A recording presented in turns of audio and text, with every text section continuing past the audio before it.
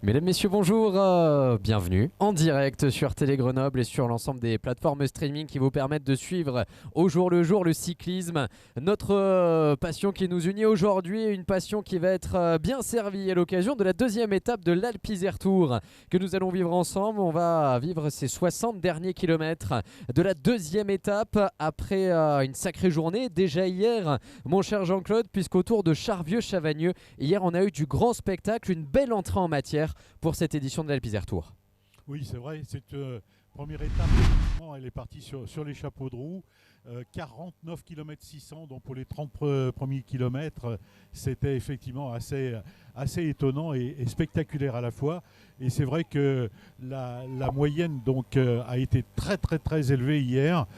Comme on dit dans le jargon cycliste, finalement, ça n'a pas débranché du départ jusqu'à l'arrivée. Une arrivée qui s'est jouée effectivement dans un mouchoir, mouchoir de poche, puisqu'il y a seulement 5 secondes entre les coureurs qui étaient échappés et le reste donc du peloton. C'est vrai que ça s'est joué à peu de choses, mais bon, ça l'a fait quand même, quoi. Ça l'a fait avec ce groupe de 6 coureurs qui étaient parvenus à prendre jusqu'à 2 minutes d'avance. On pensait qu'ils étaient condamnés. Et puis vous le voyez sur le final, le peloton qui était sur le point de revenir. Et finalement, ce groupe de 6 qui est parvenu à aller se partager le top 6 tout simplement avec la victoire de Jordan Abetz qui est allé chercher le premier maillot jaune de leader pour la formation Metec qui est allé s'imposer. Donc le jeune coureur Jordan Abetz qui vient chercher ce premier succès dans une formation qu'on attend dans la montagne. Il faut dire que dans cette équipe, on a le 8e du classement de l'année dernière, Tide de Lang. Donc on les attendait peut-être un petit peu plus tard, les Néerlandais. Et bien déjà entré en matière avec un maillot jaune à défendre. Ça va compter aujourd'hui. C'est une formation qui va devoir assumer, Jean-Claude.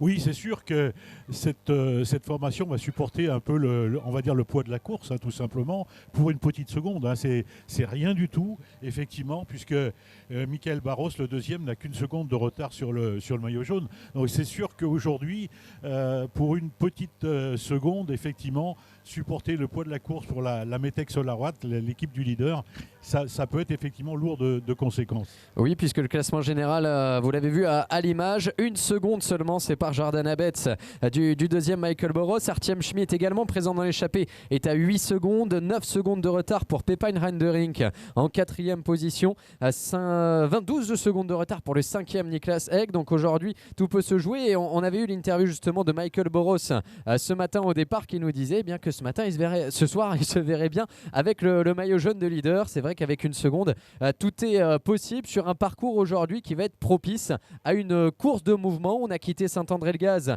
tout à l'heure à midi pour s'aventurer sur les Vals du Dauphiné, rejoindre la porte de l'Isère avec quelques ascensions, pas forcément très longues mais pentues. Voilà, et c'est vrai que le profil de cette étape le prouve. Ce sera effectivement plus difficile que l'étape d'hier, que la première étape. Par contre, effectivement, cette arrivée à Four, un peu, j'allais dire un peu inédite et surprenante à la fois, se fera donc après avoir rebouclé donc deux fois le circuit final de 10 km 700, pratiquement 11 km donc, ce qui fait que les coureurs vont passer 3 fois ici sur la ligne d'arrivée à Four. Oui, un circuit final qui nous permettra de voir évoluer les coureurs, qui permettra en tout cas aux spectateurs présents sur place de voir évoluer les coureurs à plusieurs reprises, 2 passages sur la ligne avant l'arrivée, donc pour un maximum de spectacle tout à l'heure avec un circuit final qui sera loin d'être évident et un final un petit peu escarpé. On va rappeler les différentes ascensions répertoriées aujourd'hui, elles vont avoir leur importance avec la côte de Paladru et ses 2 km à 5%, le mur de Blandin à près de 13%, la côte de Rapou à Biol qui vient d'être franchie par les coureurs. On va y revenir. Classé en 3e catégorie, la côte des Éparts enfin. 4 ascensions répertoriées, mais un parcours casse-pattes comme on en a l'habitude finalement dans les portes de l'Isère. On n'est pas encore dans la montagne, mais déjà dans des parcours escarpés. Oui, c'est le Nord-Isère, effectivement, avec tout ce que ça comporte de côtes. Des côtes, on va dire, vraiment 2, 3, 4 km maximum. Hein. C'est effectivement, on monte en gamme aujourd'hui et demain, et puis surtout samedi, puisque samedi, nous allons découvrir le massif du Vercors.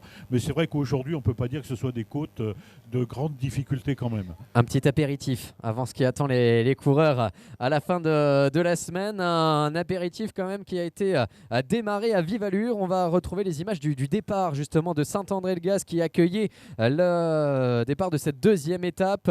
Départ donné sous le soleil. Il fait un peu lourd, mais on était bien sous le soleil à midi pour libérer les concurrents avec nos maillots distinctifs en première ligne. Et beaucoup de monde, Jean-Claude, pour acclamer les coureurs. Oui, tout à fait. La foule est venue en masse à Saint-André-le-Gaz au départ de cette deuxième étape. Toutes les écoles d'ailleurs étaient invitées par la mairie et c'est vrai que c'était sympathique de voir effectivement une belle ambiance pour ce départ donc, de cette deuxième étape. Et dès le départ réel donné, eh bien, on a vu les premières offensives avec quelques coureurs, quelques équipes qui ont vu hier qu'une échappée pouvait aller au bout, que c'était compliqué de contrôler le peloton. Il faut dire que les équipes ne sont déjà composées que de 6 coureurs, donc effectivement pas évident de peser sur la course. Une course partie à vive allure, on est parti tranquillement, mais l'allure qui s'accélère à des premières échappées que l'on va retrouver dans quelques instants à l'image. On bascule en cabine, Jean-Claude, pour vivre ensemble et avec vous les 60 derniers kilomètres de cette étape.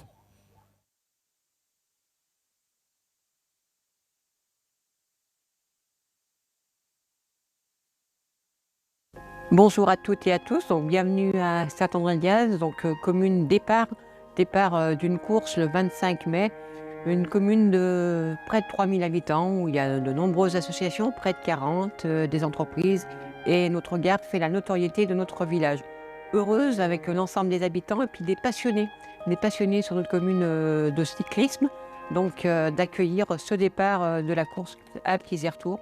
Merci beaucoup à Michel Beau qui est fondateur, si je peux me permettre, de cette course, qui du coup est une course qui rayonne bien entendu le département de l'Isère, mais bien plus.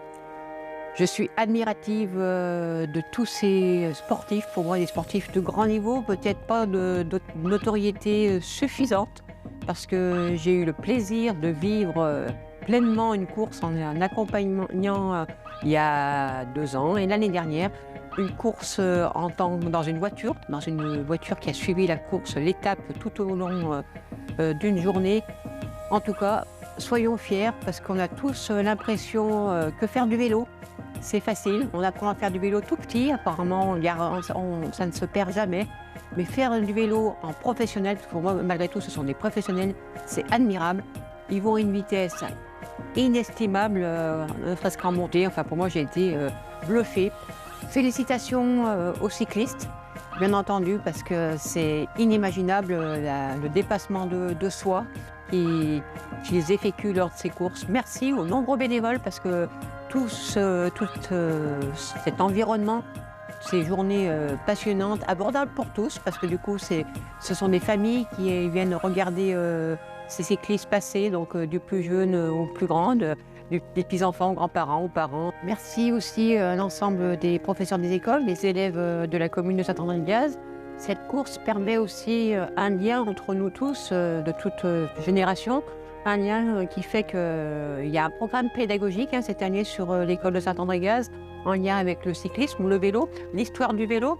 Donc vous pourrez tous constater le jour du départ de la course une grande banderole avec l'ensemble des dessins réalisés par les enfants des écoles, mais aussi lors de notre exposition des talents où il y aura toute une place consacrée, toute une salle consacrée au vélo et au dessin des enfants, mais pas que. Fière d'accueillir ce départ à Saint-André-le-Gaz, tout gaz, donc heureuse que cette course du 25 mai parte de Saint-André-le-Gaz.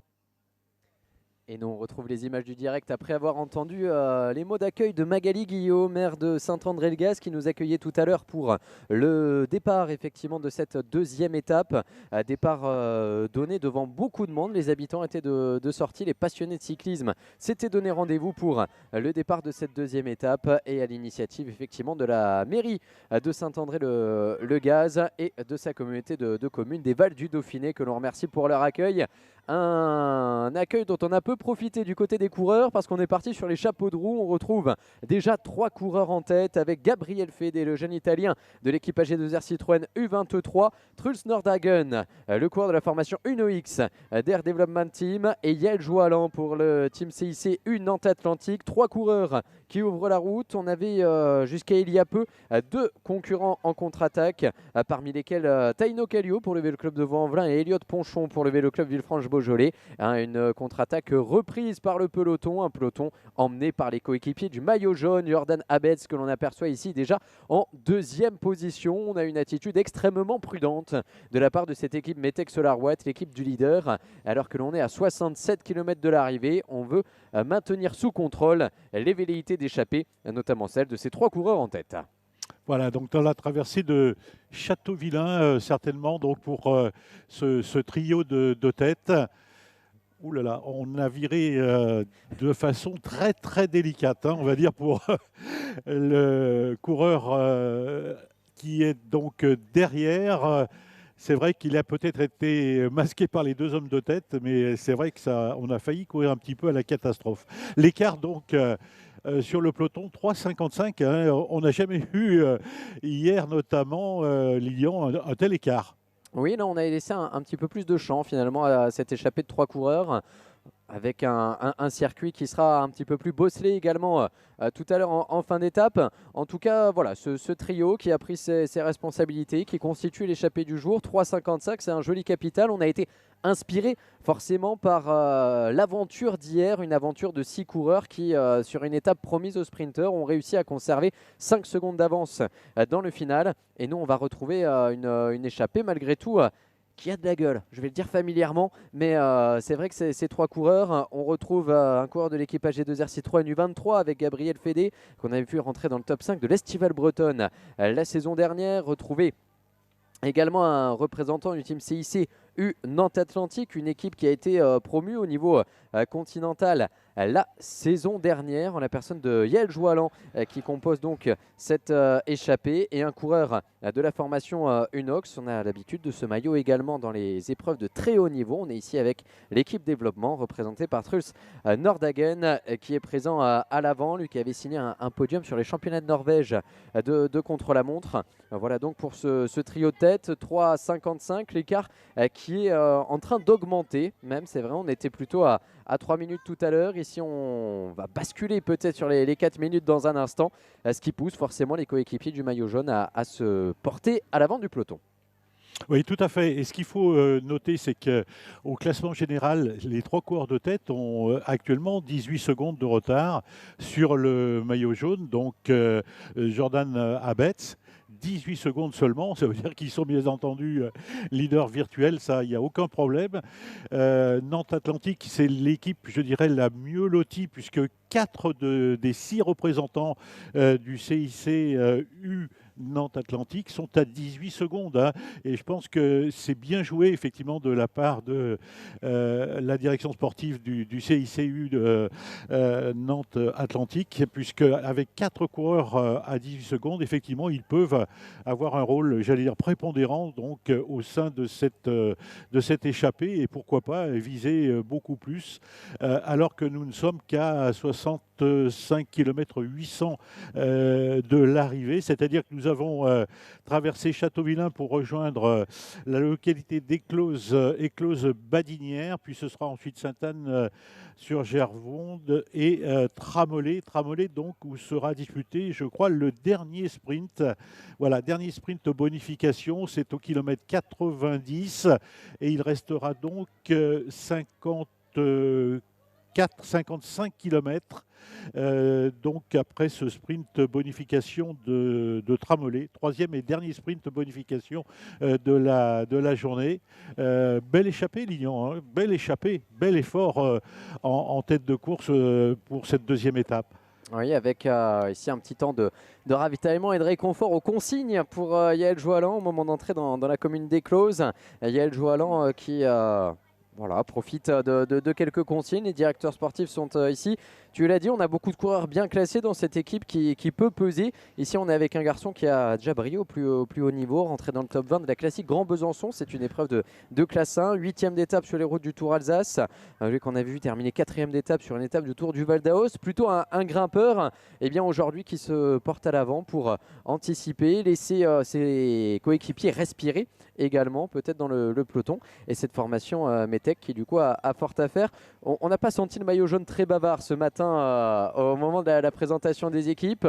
Pas forcément stressé non plus, mais on sent qu'on a un petit peu de pression dans cette équipe. Et le maillot jaune est d'ailleurs en 2e position depuis tout à l'heure, vraiment dans les premières places du peloton pour tenir son rang, assumer donc ce maillot qui ne tient qu'à un fil, qui ne tient qu'à 1 seconde sur Michael Boros.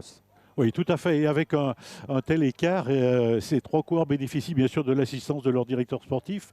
On a vu la voiture d'ailleurs du CICU Nord-Atlantique. Donc ça, c'est un renfort moral qui est un renfort de poids pour les hommes de tête. Il y a entre l'échappée et le peloton une distance de 3 km, puisque les coureurs du peloton viennent de sortir de la localité de Châteauvillain, alors que les 3 coureurs de tête sont à la sortie, eux, de Éclose Badinière. Vous voyez, donc un écart conséquent quand même entre cette échappée et le peloton. Écart conséquent, alors que l'échappée donc se dirige maintenant vers Sainte-Anne-sur-Gervonde et bien entendu vers Tramollet. Donc dernier sprint bonification de cette 2e journée de l'Alpe Isère Tour. Les conditions météo, Lilian, on n'en a pas parlé. Je pense qu'il faut peut-être en parler. Il fait relativement chaud aujourd'hui. Relativement chaud, un petit peu lourd, un petit peu orageux, moins de vent qu'hier. C'est vrai qu'hier on a eu des portions notamment en direction du nord pour le retour en direction de Charvieux-Chavagneux où effectivement les conditions étaient peu propices aux échappées. Ici il y a peu de vent aujourd'hui avec une météo assez chaleureuse pour l'instant dans tous les sens du terme, pas trop chaud non plus, donc voilà, des bonnes conditions pour le cyclisme en tout cas avec ces 2 groupes que l'on voit évoluer finalement en simultané avec un rythme toujours important du côté de cette échappée. On ne s'endort pas, les relais qui tombent bien entre Yael Joalan, Gabriel Fédé et donc également le leader de la formation Unox avec Truls Nordhagen. Jeune garçon de 20 ans également. On a beaucoup parlé des jeunes, des très jeunes qui sont dans le peloton de l'Alpe Isère Tour. Et bien ici, on en a une brochette à l'avant.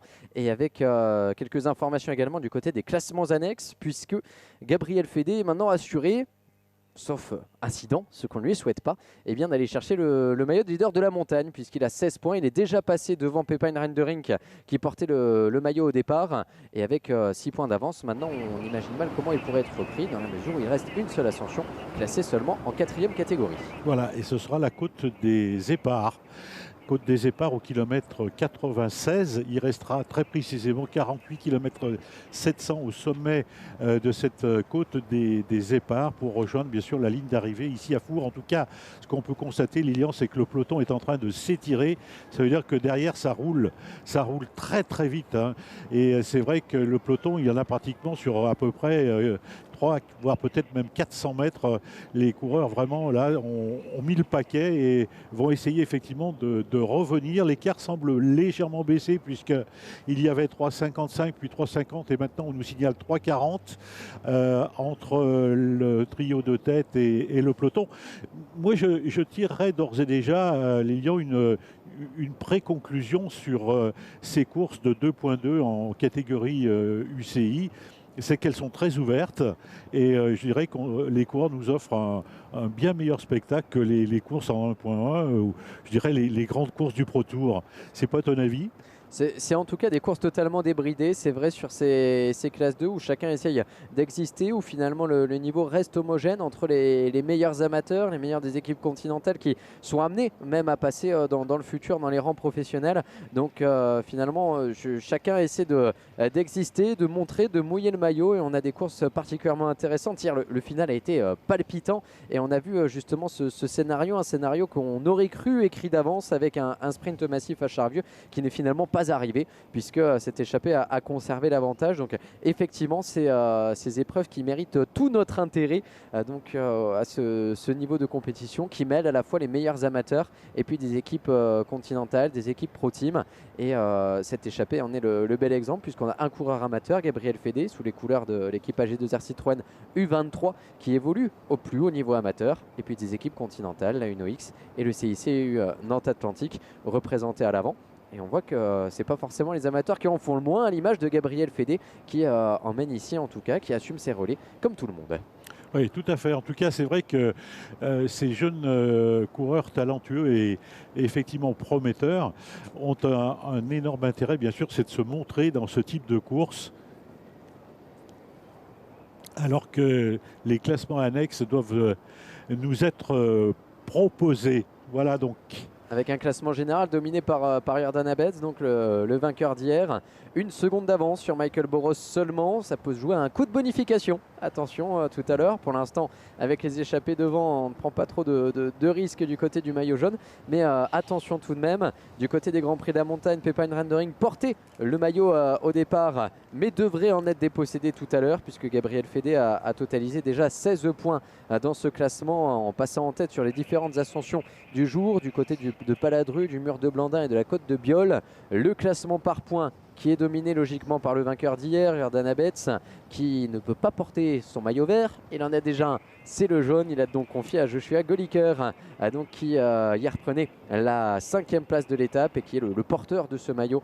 Donc aujourd'hui, du côté des jeunes, ce qui représente une grosse proportion du peloton, eh bien Jordan Abetz est toujours leader, Artyom Schmidt 2e, Pepijn Rendering 3e.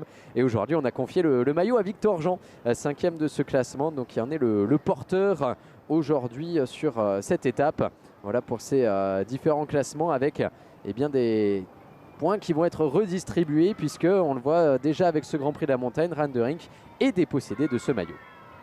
Oui, tout à fait. Donc nous sommes là maintenant descendus sous les 60 derniers kilomètres de cette course. Très précisément, donc voilà le dernier classement comptant pour le Grand Prix de la Montagne. Je rappelle, c'est une côte classée en 4e catégorie qui est au 96e kilomètre, côte des Éparts.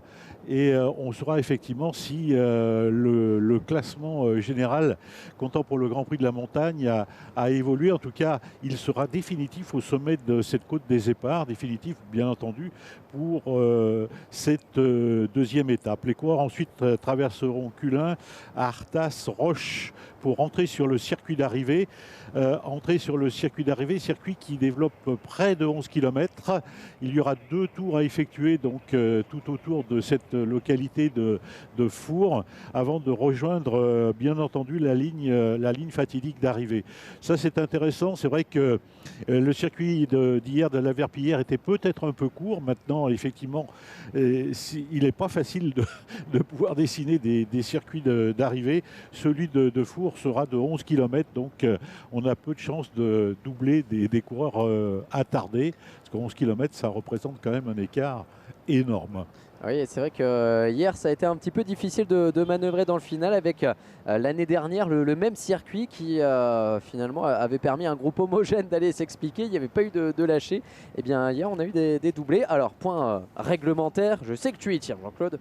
On est sur une course à étapes, donc tout le monde devait faire la distance, donc même les doublés sont repartis pour un tour après que les premiers ont terminé. C'était assez cocasse à voir, mais c'est le jeu effectivement, et chacun est allé au bout de son effort. Et d'ailleurs pas de hors délai hier, malheureusement quelques abandons, la formation Lotto Destiny qui a perdu 2 coureurs, mais on avait quand même 130 coureurs au départ, en tout cas aujourd'hui pour le départ de cette deuxième étape.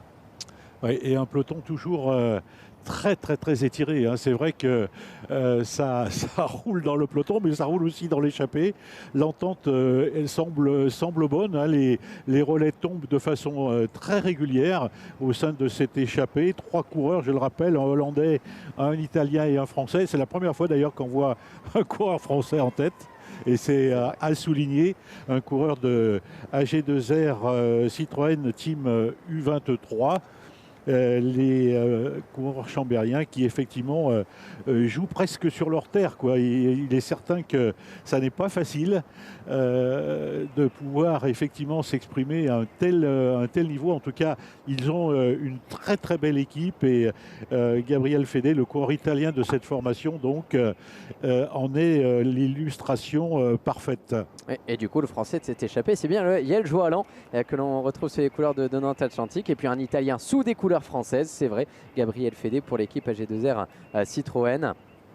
Et on ajoute effectivement pour la formation Unox un Norvégien, Truls Nordhagen, donc un Italien, un Norvégien et un Français pour ouvrir la route dans cette deuxième étape de l'Alpe Tour, 57 km de l'arrivée, un écart qui commence à descendre, je ne vais pas dire dangereusement, mais c'est vrai de plus en plus rapidement avec la barre des 3,30 qui était passée tout à l'heure. Ici on a 3,05 à l'affichage, donc pour un peloton qui est maintenant emmené par l'équipe Alpecin Deceuninck, une équipe certainement frustrée hier. Il faut dire que l'année dernière, Henry Ulich, l'Allemand, avait brillé à Charlieu au sprint massif. C'était certainement le scénario auquel on se préparait chez Alpecin.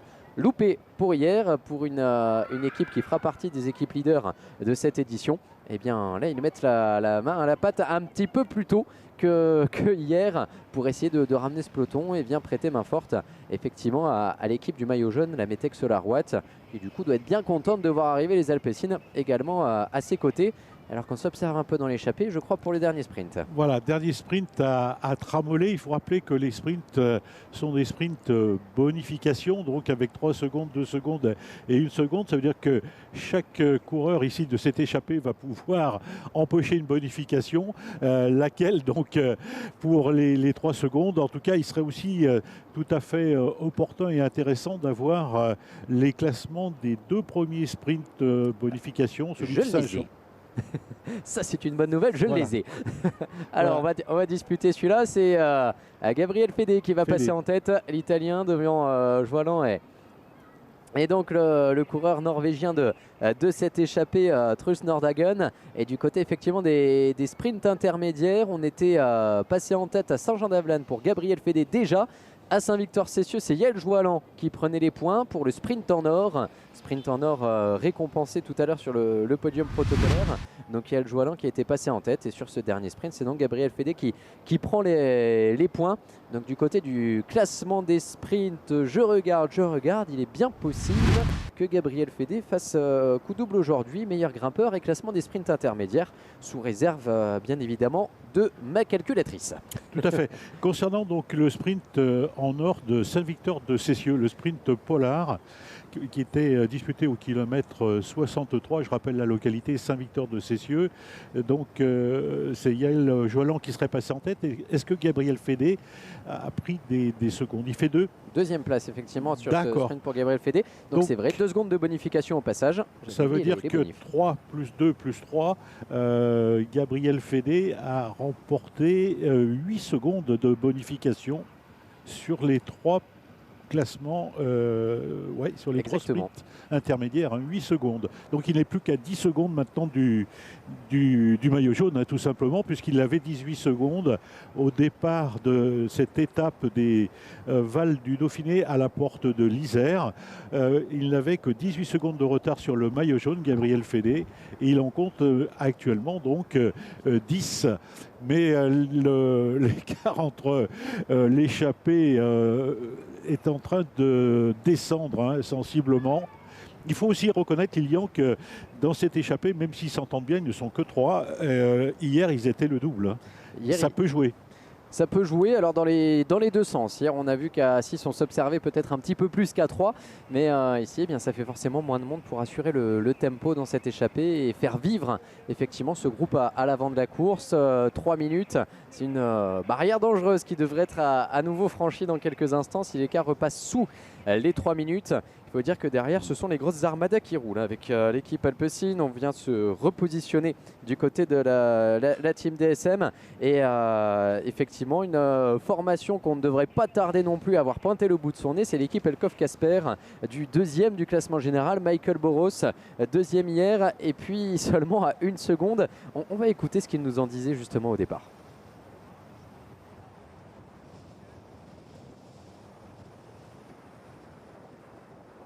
Et 2e deuxième du classement général, seulement 1 seconde. Peut-être que ça va donner des idées aujourd'hui. Michael, you're just in second position in the general classification. Just 1 second.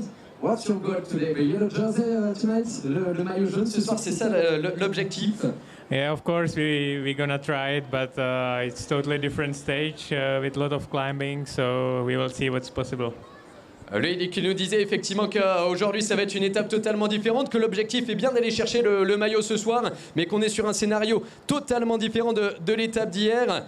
Can you explain the stage of yesterday? Because when you started in the breakaway, did you think you can go on the finish line in this position and keep this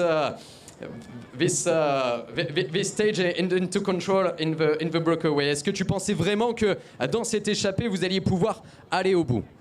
No, we didn't expect it at all because yeah, it was really fast stage and we had only 30 seconds, 1 minute in front of the peloton, and so I was expecting they catch us before the finish, but yeah, we just keep riding. Everybody was working together, so yeah, we had an advantage, so we finished it.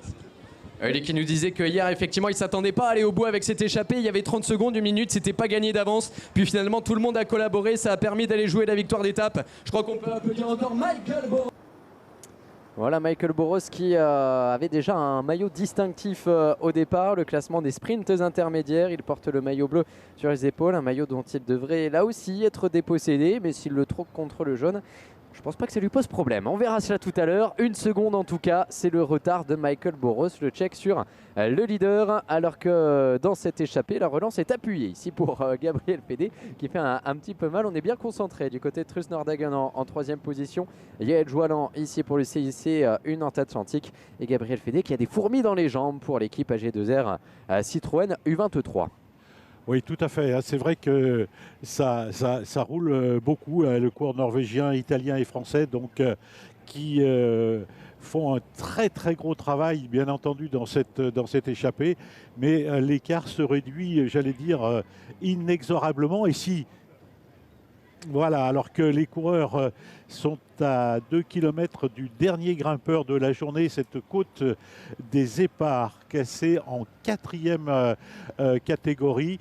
Côte des Éparts, donc c'est le 4e et dernier classement pour le Grand Prix de la Montagne, en vous rappelant que le premier c'était à Paladru, le deuxième le mur de Blandin, classé en 3e catégorie alors que Paladru était en 4e. La côte du Rapou enfin, donc à Biol, était elle aussi en 3e catégorie.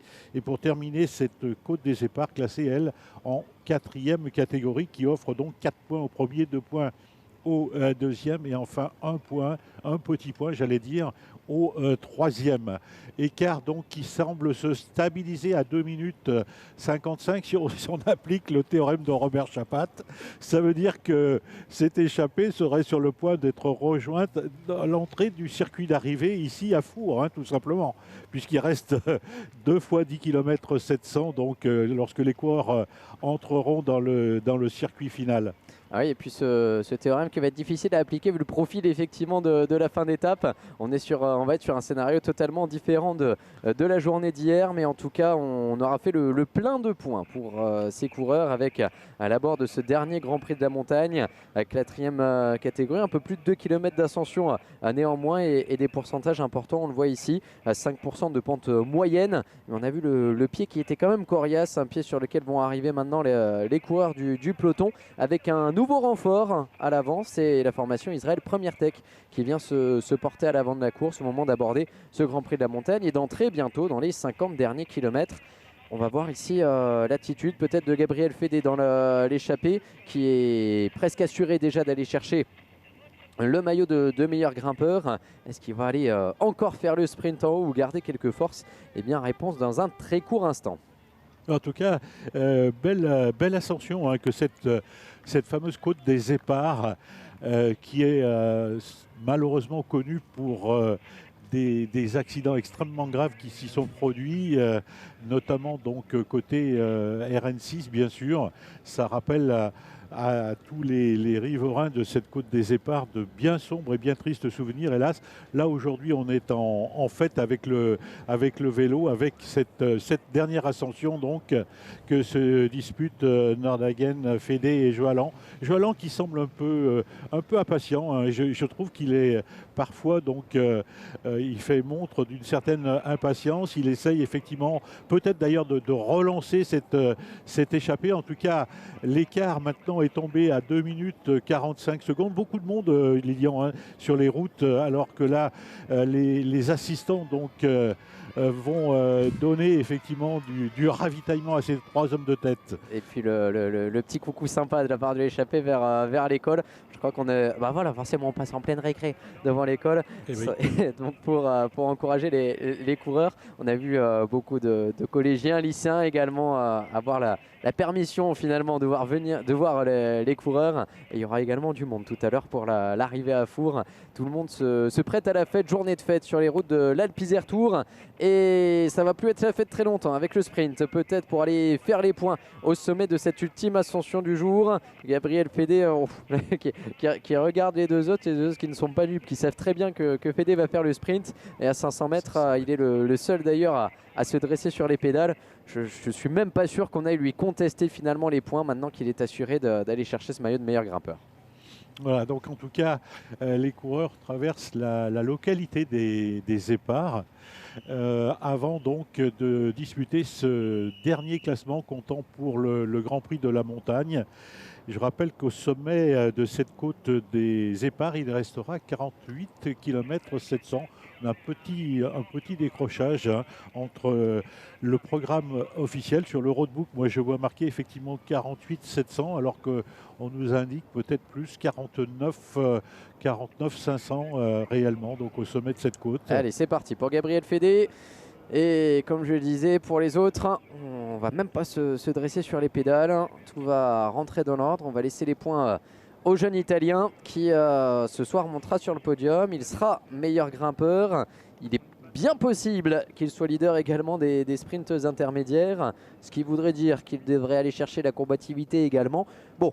Bonne journée pour l'Italien, confirmé tout à l'heure, mais l'occasion d'ailleurs peut-être de parler de ce classement de la combativité parce que vous avez l'habitude, notamment sur les routes du Tour de France, d'avoir l'élection du plus combatif de la journée. Sur l'Alpe Isère Tour, on est sur un règlement un petit peu particulier puisque le plus combatif, c'est un peu le plus régulier, c'est un classement du combiné puisqu'on additionne les points marqués dans les sprints intermédiaires et dans les Grands Prix de la montagne. Ça récompense tout simplement les coureurs les plus présents à l'avant. Donc à ce petit jeu, eh bien, avec le plein qui a été fait par Gabriel Fédé, on devrait le retrouver en tête pour aller chercher là aussi ce maillot. Oui, en tout cas, le coureur italien de la formation française AG2R a des fourmis dans les jambes. Hein. Franchement, peut-être que effectivement Gabriel Fédé en fait un peu trop sur cette étape, mais il ne laisse rien échapper à ses 2 compagnons de route. Est-ce que c'est la bonne tactique? C'est peut-être à voir. En tout cas, les derniers kilomètres nous diront si le coureur italien a eu raison. Peut-être effectivement joue-t-il sur 2 tableaux. Hein, le maillot effectivement, comme tu le disais Lilian, donc le maillot de la montagne et des sprints. En tout cas, il est vraiment étonnant ce jeune athlète italien. Comme quoi d'ailleurs, au passage, AG2R Citroën Team U23 recrute vraiment de très grands talents. Et on est donc maintenant dans les 50 derniers kilomètres avec effectivement des classements qui se fichent petit à petit mais qui se ressemblent beaucoup avec un Gabriel Fédé qui pourrait y aller chercher tout à l'heure effectivement les différents maillots distinctifs. La combativité, les sprints intermédiaires, la montagne. Carton plein pour l'équipe AG2R Citroën U23 dont on a appris récemment qu'on aurait une petite évolution dans cette équipe la saison prochaine puisque l'équipe devrait continuer mais sans le partenariat d'AG2R Citroën dont l'équipe professionnelle a décidé de se concentrer un petit peu plus sur un échelon de catégorie différent qui est la catégorie U19 puisque cette équipe AG2R Citroën existe aussi chez les juniors qu'on appelle maintenant U19 et ce team qui devrait monter en puissance au détriment de l'équipe de National 1 que l'on connaît mais qui devrait continuer l'année prochaine. Donc le Chambéry Cyclisme Formation, l'aventure continue mais différemment. Oui, tout à fait. En tout cas, je dirais que c'est l'évolution du cyclisme actuel, puisque maintenant on recrute chez les juniors première, voire deuxième année. Et la classique des Alpes qui va avoir lieu dans quelques jours en est la parfaite illustration, en tout cas. On voit de jeunes coureurs qui font merveille chez les juniors et qui sont tout de suite donc recrutés par des teams. C'est assez impressionnant. Oui, et on a failli y avoir au départ, il était engagé et a finalement dû s'orienter vers une autre épreuve. Mais le vainqueur de l'année dernière de la Classique des Alpes, qui aurait dû être au départ de l'Alpe Isère Tour, il a été un moment sur les start-listes, Max van der Meulen. Et puis voilà, finalement il est parti sur d'autres projets. En revanche, on a un garçon qui lui aussi sort des rangs juniors et avait terminé 5e de la Classique des Alpes il y a 2 ans. C'est Colin Savioz, aujourd'hui sous les couleurs de l'équipe Groupama FDJ Continental. Donc voilà, ce saut finalement qui se fait de plus en plus vite. Comment ne pas parler évidemment de Romain Grégoire, on en a déjà parlé hier, qui la saison dernière a terminé 2e de l'Alpe Isère Tour à 19 ans, déjà vainqueur des 4 jours de Dunkerque il y a quelques jours, et qui est l'illustration parfaite de cette génération de coureurs talentueux et talentueux de plus en plus jeunes. Oui, tout à fait, oui.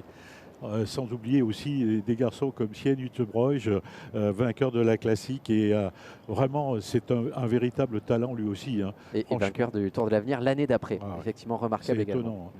C'est étonnant de voir que finalement dans le peloton cycliste, on se rapproche de ce qui se passe déjà depuis quelques temps dans d'autres sports, en particulier les milieux du football, où on recrute maintenant de plus en plus jeunes les talents, quoi. Et aujourd'hui, on est vraiment à la détection de nouveaux talents. Et je crois que l'intérêt aussi de l'Alpe Isère Tour, c'est de pouvoir montrer de futurs coureurs professionnels de haut niveau et des talents qui bien entendu disputeront, faut l'espérer en tout cas, des grandes épreuves de classe 1 et des tours internationaux, le Tour de France notamment, quoi.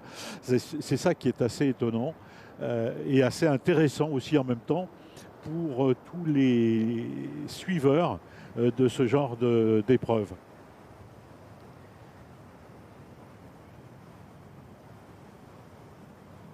Et avant de retrouver justement les derniers kilomètres et au moment d'entrer bientôt dans la Capi, on va revenir sur les mots du président de la communauté de communes des Vosges du Dauphiné. C'était le départ de l'étape avec monsieur Bernard Badin qui était avec nous d'ailleurs pour le départ de Saint-André-de-Gaz et dont on va réentendre les mots d'accueil qu'il nous formulait il y a quelques jours. Bonjour à toutes et à tous, je suis Bernard Badin, nouvellement élu président de la communauté de communes des Vosges du Dauphiné. Je pense que cette élection incarne la volonté des élus de nos territoires de passer à une nouvelle dynamique de développement, une nouvelle ambition, un nouvel élan. Et je suis convaincu et fier que ce partenariat avec Alpe Isère Tour incarne cette ambition. En effet, je suis moi-même un sportif d'un bon niveau ayant pratiqué des sports individuels et collectifs tels que le rugby, le hand, l'athlétisme ou les sports de montagne. Je suis convaincu des valeurs que peuvent porter le sport, et notamment l'esprit d'équipe, le courage, la rigueur, l'ambition, l'éthique, la volonté. Et toutes ces valeurs me semblent incarner le projet politique que nous souhaitons porter pour notre collectivité. Alors ce partenariat avec Alpe Isère Tour fait aussi du sens parce qu'il nous permet de valoriser les atouts de nos territoires et notamment son environnement paysager, son environnement naturel, sa dynamique économique. Cette course sur notre territoire permet aussi d'être en cohérence avec les projets que nous souhaitons développer et notamment nous souhaitons être un territoire engagé en faveur des mobilités douces, engagé en faveur de la décarbonation des transports et donc il y a une parfaite cohérence avec l'image qui est portée par Alpe Isère Tour. Enfin, je souhaiterais remercier Michel Baup pour son engagement mais aussi toutes les équipes de l'organisation de Alpe Isère Tour qui permettent encore une fois de valoriser les atouts de nos territoires, mais qui permettent aussi de révéler les sportifs et les champions cyclistes de demain. Bonne course à tous. Eh bien merci à la communauté de communes des Vals du Dauphiné de nous avoir accueillis en tout cas tout à l'heure. Rendez-vous maintenant aux portes de l'Isère, la Capi qui se prépare à accueillir le final, un final que nous allons vivre en direct depuis Four et en direct bien sûr sur les différentes plateformes que vous connaissez. On est sur YouTube, on est sur les réseaux sociaux de l'Alpe Isère Tour, on est sur Vélo Plus TV, nouvelle plateforme de la Fédération Française de Cyclisme que l'on vous invite à suivre pour tous les passionnés de la Petite Reine et en direct bien évidemment sur Télé Grenoble qui assure la diffusion des images réalisées par l'agence Black Hole. Merci à eux alors que on entrera dans le circuit final dans une vingtaine de kilomètres. Premier passage sur la ligne à 21 km du final. On se rapproche donc du Money Time finalement de cette étape. Il doit rester à peu près 1 heure. On est sur des bases de 40 km/h de moyenne. Une arrivée à prévoir d'ici une bonne heure maintenant. Oui, tout à fait. Hein. Mais donc, information importante, l'écart qui était effectivement conséquent puisqu'il y avait lors de la prise d'antenne donc 3 minutes 55 entre les échappés et le peloton. L'écart s'est réduit maintenant, il n'est plus que de 2 minutes et 30 secondes alors que nous sommes à 43 km de l'arrivée, tout près donc de la localité d'Artas que l'on va traverser dans quelques kilomètres d'ailleurs.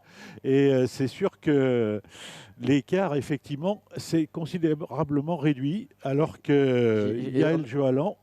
Oui, alors on a vu effectivement une poignée de main, comme si on allait être repris. Je sais pas, on a discuté un petit peu, voir qu'est-ce qu'on fait, est-ce que c'est condamné. On a quand même plus de 2 minutes. Là, c'est une situation étonnante. Mais non, allez, on repart de plus belle pour ces 3 hommes. Voilà, chacun est allé chercher un petit peu de réconfort auprès du directeur sportif.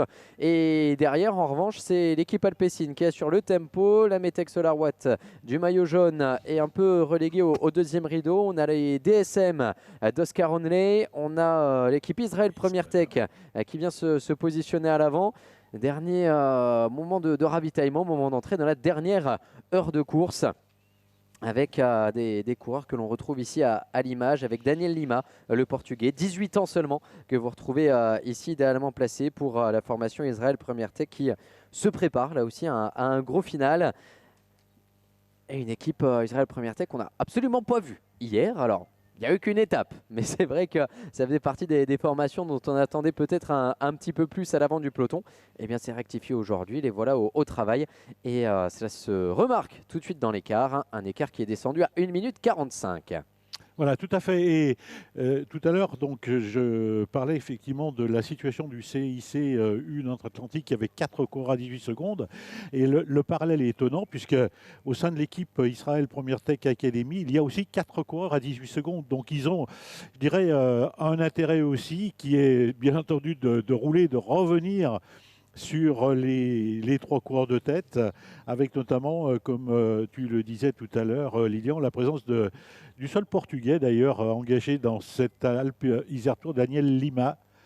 Les Portugais qui s'illustrent hein, sur le Tour d'Italie, notamment actuellement avec Joao Almeida, le coureur de UAE, qui peut remporter d'ailleurs, pourquoi pas, le Tour d'Italie. Voilà. L'interview du maillot jaune donc au départ. Oui, que l'on va retrouver, un maillot jaune porté par Jordan Abetz qui nous confie un petit peu ses impressions au départ. A quick word with you, Jordan, because we just had a word with Michael Burrows. The second general classification, there's just 1 second, and he wants your jersey tonight. What do you have to tell? On a Michael Burrows qui nous a dit qu'à 1 seconde, il voulait ton maillot ce soir. Qu'est-ce que tu as à lui répondre? Yeah, if he wants it, he has to come and get it. Que s'il le veut, va falloir s'empoigner un petit peu. Donc, you have all your team to defend the jersey today. This is a difficult stage, not a mountain stage, but a difficult one. It could be difficult to control. Ça va être une étape difficile, pas une étape de montagne, mais difficile quand même, difficile à contrôler. Yeah, for sure. It's a lot harder than yesterday. I think if I have the same legs as yesterday, and it'll turn out fine. So let's hope so. Voilà, Luc qui nous dit que ça va être effectivement un petit peu plus dur que hier, mais qu'on va rester serein, on va rester concentré avec toute l'équipe, essayer de garder sous contrôle sereinement. Pas très bavard ce matin, je crois qu'il attend encore plus d'encouragement. Jordan Abetz. Effectivement, pas très bavard, concentré sur ce qu'il a à faire aujourd'hui. Une mission pas évidente. Conserver un maillot jaune avec seulement 1 seconde d'avance sur Michael Burrows, qui sera peut-être pas le plus dangereux non plus. Et on va rappeler qu'il y a des bonifications à l'arrivée. C'est toi le maître du temps. Jean-Claude, c'est toujours 10 secondes hein, pour le vainqueur. Toujours 10 secondes, effectivement, y compris à Four. On n'a pas fait d'exception pour cette arrivée de la deuxième étape. Ouais, le peloton est très étiré. Hein. C'est assez impressionnant de voir comment ça roule, mais comment l'écart aussi se réduit, puisqu'il n'y a plus maintenant qu'1 minute 30, alors qu'on nous indique moins de 41 km de l'arrivée.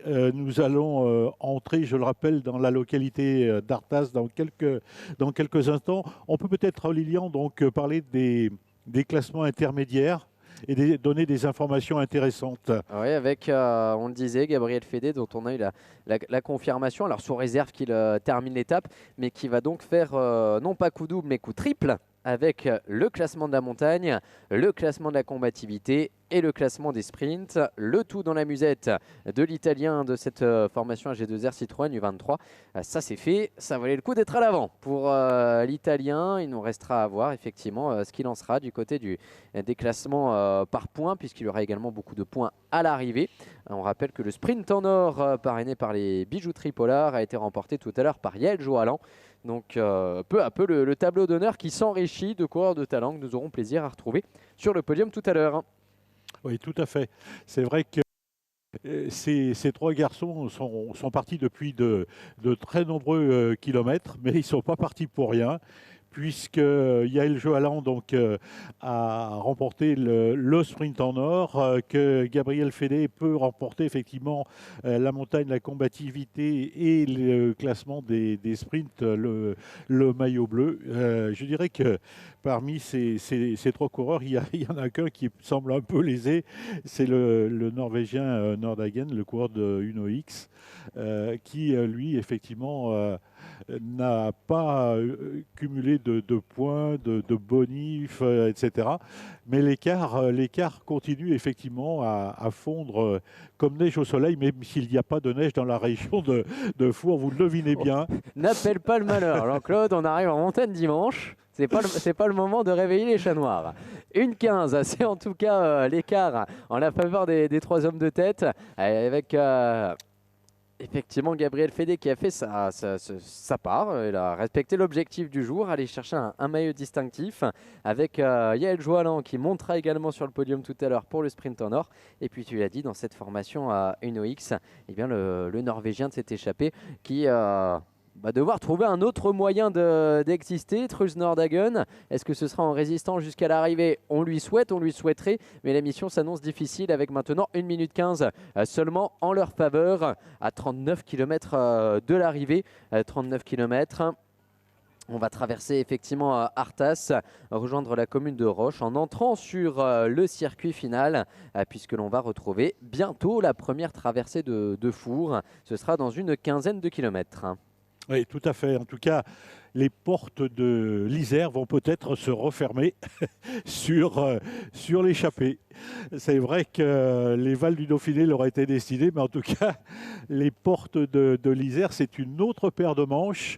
Dernier écart, donc 1,15 à 38 km de l'arrivée pour le trio de tête, qui s'approche donc inexorablement d'Artas. La commune d'ailleurs, Lilian, où était créée la fête des mères, Artas. C'est un instituteur qui avait eu cette idée.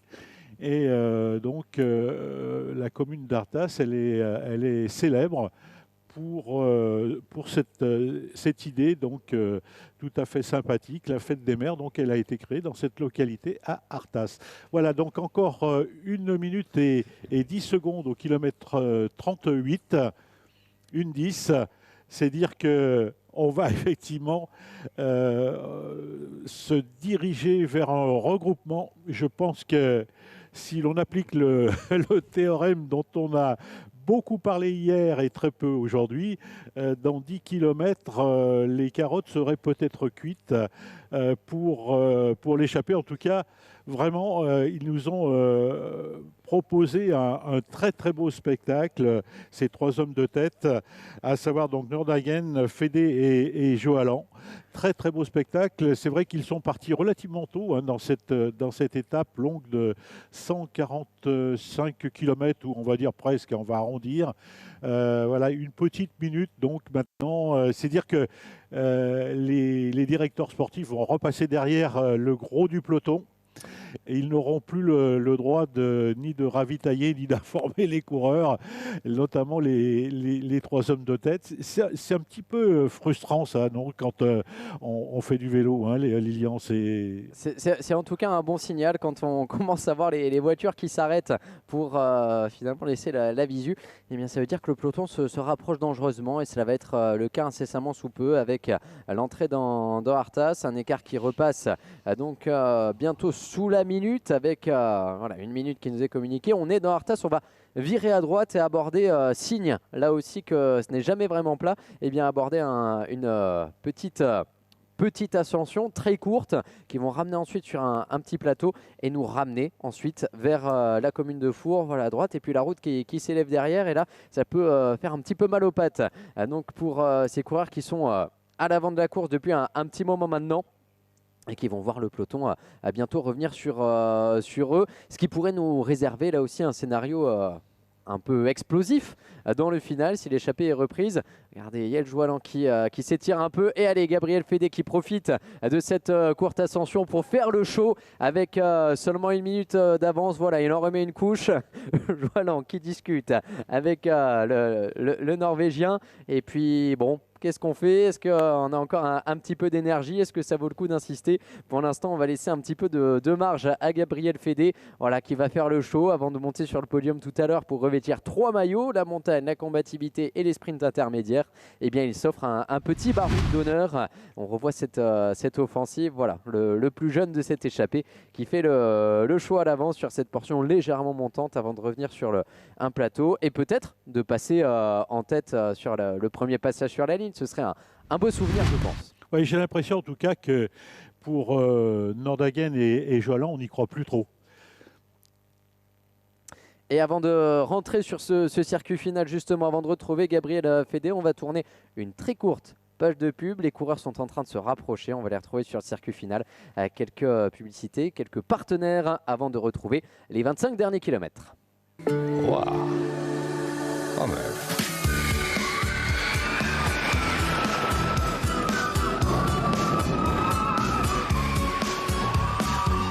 Walibi, laissez-vous surprendre par vos émotions.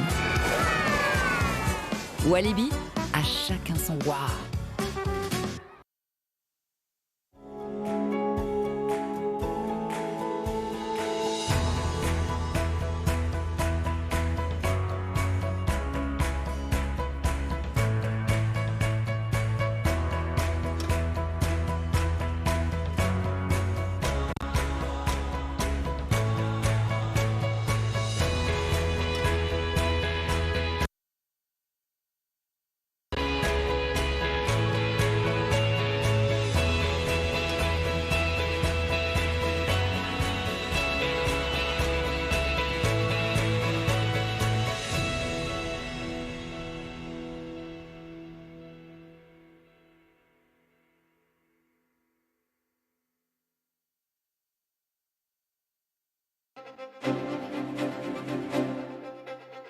Nous, élus Groupama, par notre engagement mutualiste, nous formons un réseau de faiseurs de liens au service des sociétaires.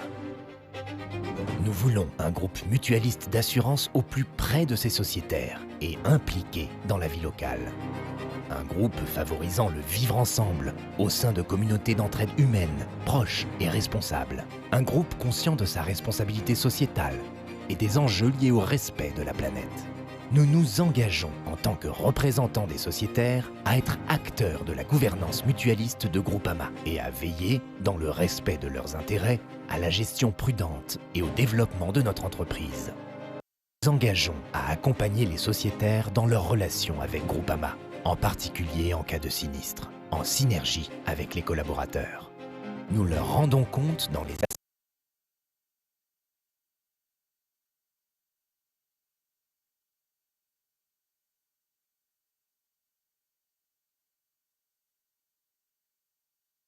conduire des actions en faveur de la prévention, afin que chacun puisse construire sa vie en confiance. Nous agissons au quotidien dans la vie locale, en soutenant des initiatives d'associations et d'acteurs de l'économie des territoires. Nous sommes les élus Groupama.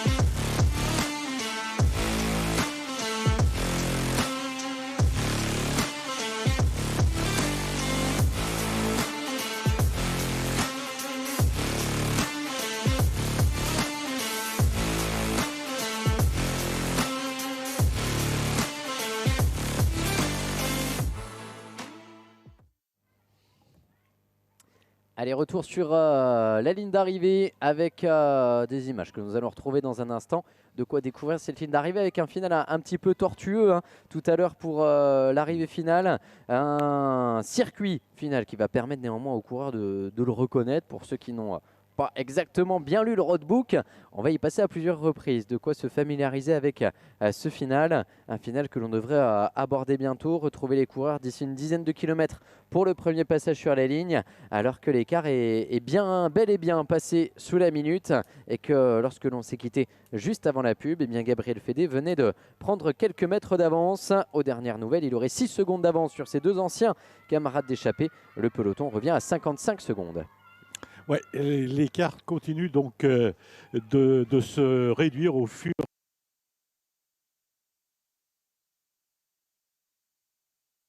à mesure que le kilomètre déroule.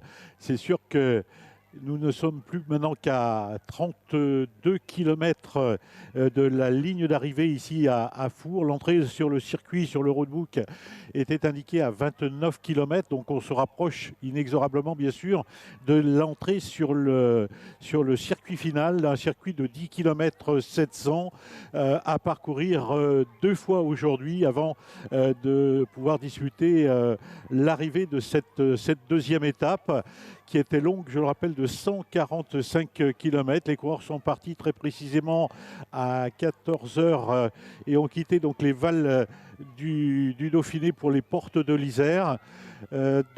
Toujours 2 coureurs donc, en tête de course actuellement. Il semblerait que le coureur norvégien Nordhagen de la formation Uno X.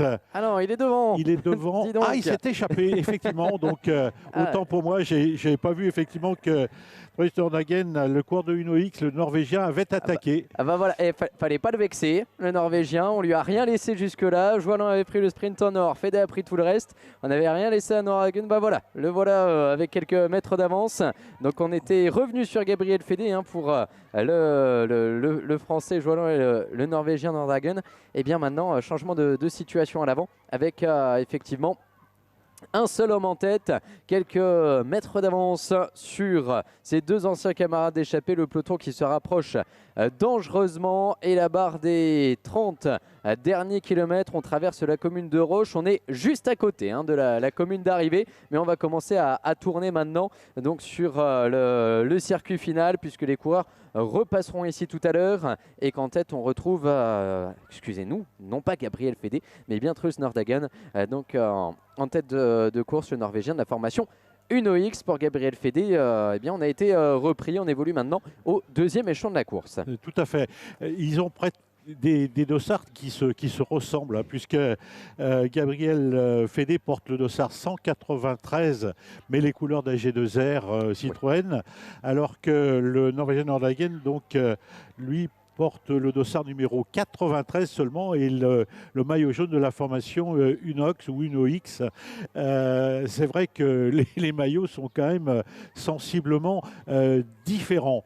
Et le peloton, lui, est toujours emmené par l'équipe Israël. Première tech maintenant, amené à peser sur le final. Alors que dans cette portion descendante, au moins, on a même du mal à suivre l'homme de tête, Truls Nordhagen, dans une portion descendante avec des ralentisseurs également. Là aussi, on en parlait hier. Finalement, on évolue sur la voie publique. Il faut faire avec. Et c'est vrai que le final peut être parfois bosselé et complique le suivi de ces coureurs.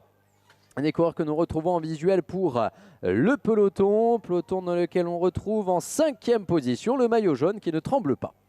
Oui, tout à fait. Donc beaucoup de gendarmes allongés, en tout cas de passages surélevés, de ralentisseurs. C'est un peu donc le problème du Nord-Isère.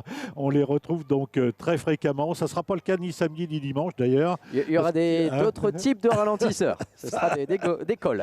Là, c'est effectivement un autre type de difficulté, mais c'est beaucoup plus long et effectivement, les coureurs iront nettement moins vite qu'aujourd'hui. Voilà donc toujours l'homme de tête. En tout cas, un beau baroud d'honneur, on va dire, pour ce coureur norvégien de la formation Uno X. Là aussi, c'est une belle équipe que cette formation Uno X. Cette formation présente ici, c'est Uno X d'Air Développement, donc c'est la réserve de la grande formation Uno X, bien sûr, mais c'est une belle équipe réserve avec des garçons qui n'ont pas peur d'y aller. Il faut effectivement le souligner. Ils n'ont pas froid aux yeux, ce sont des Norvégiens. Ce sont des Norvégiens et des Danois, équipe vraiment nordique. Et bien ici, c'est un Norvégien que l'on retrouve à l'avant avec Truls Nordhagen. En première position, lui qui avait pris la 3e place d'un championnat de Norvège du contre-la-montre. Eh bien, on le retrouve ici à l'avant avec un écart qui est légèrement remonté vis-à-vis du peloton, repassé au-delà d'1 minute, mais avec ce groupe de coureurs intercalés, Gabriel Fédé et Jelle Joualan, toujours en embuscade, avec 10 secondes de retard. On va arriver au bas de la descente ici, et puis aborder des portions un petit peu moins roulantes pour remonter tout à l'heure en direction effectivement de la ligne d'arrivée, de la ligne tracée à Four. Voilà, donc portion qui reste large, pas de difficulté particulière à manœuvrer, surtout tout seul.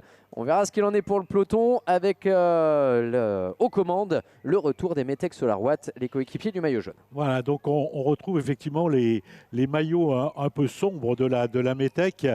C'est vrai qu'ils sont très reconnaissables, effectivement, de couleur pratiquement noire, et on les voit très bien en tête de course. C'est vrai que dans ce peloton, ça va très vite actuellement. On a l'impression effectivement que comme ils sont en groupe, même sur un groupe étiré, on a l'impression que ça va beaucoup plus vite que l'homme de tête. L'homme de tête qui est un rouleur, qui est un très beau rouleur, avec un style particulièrement efficace.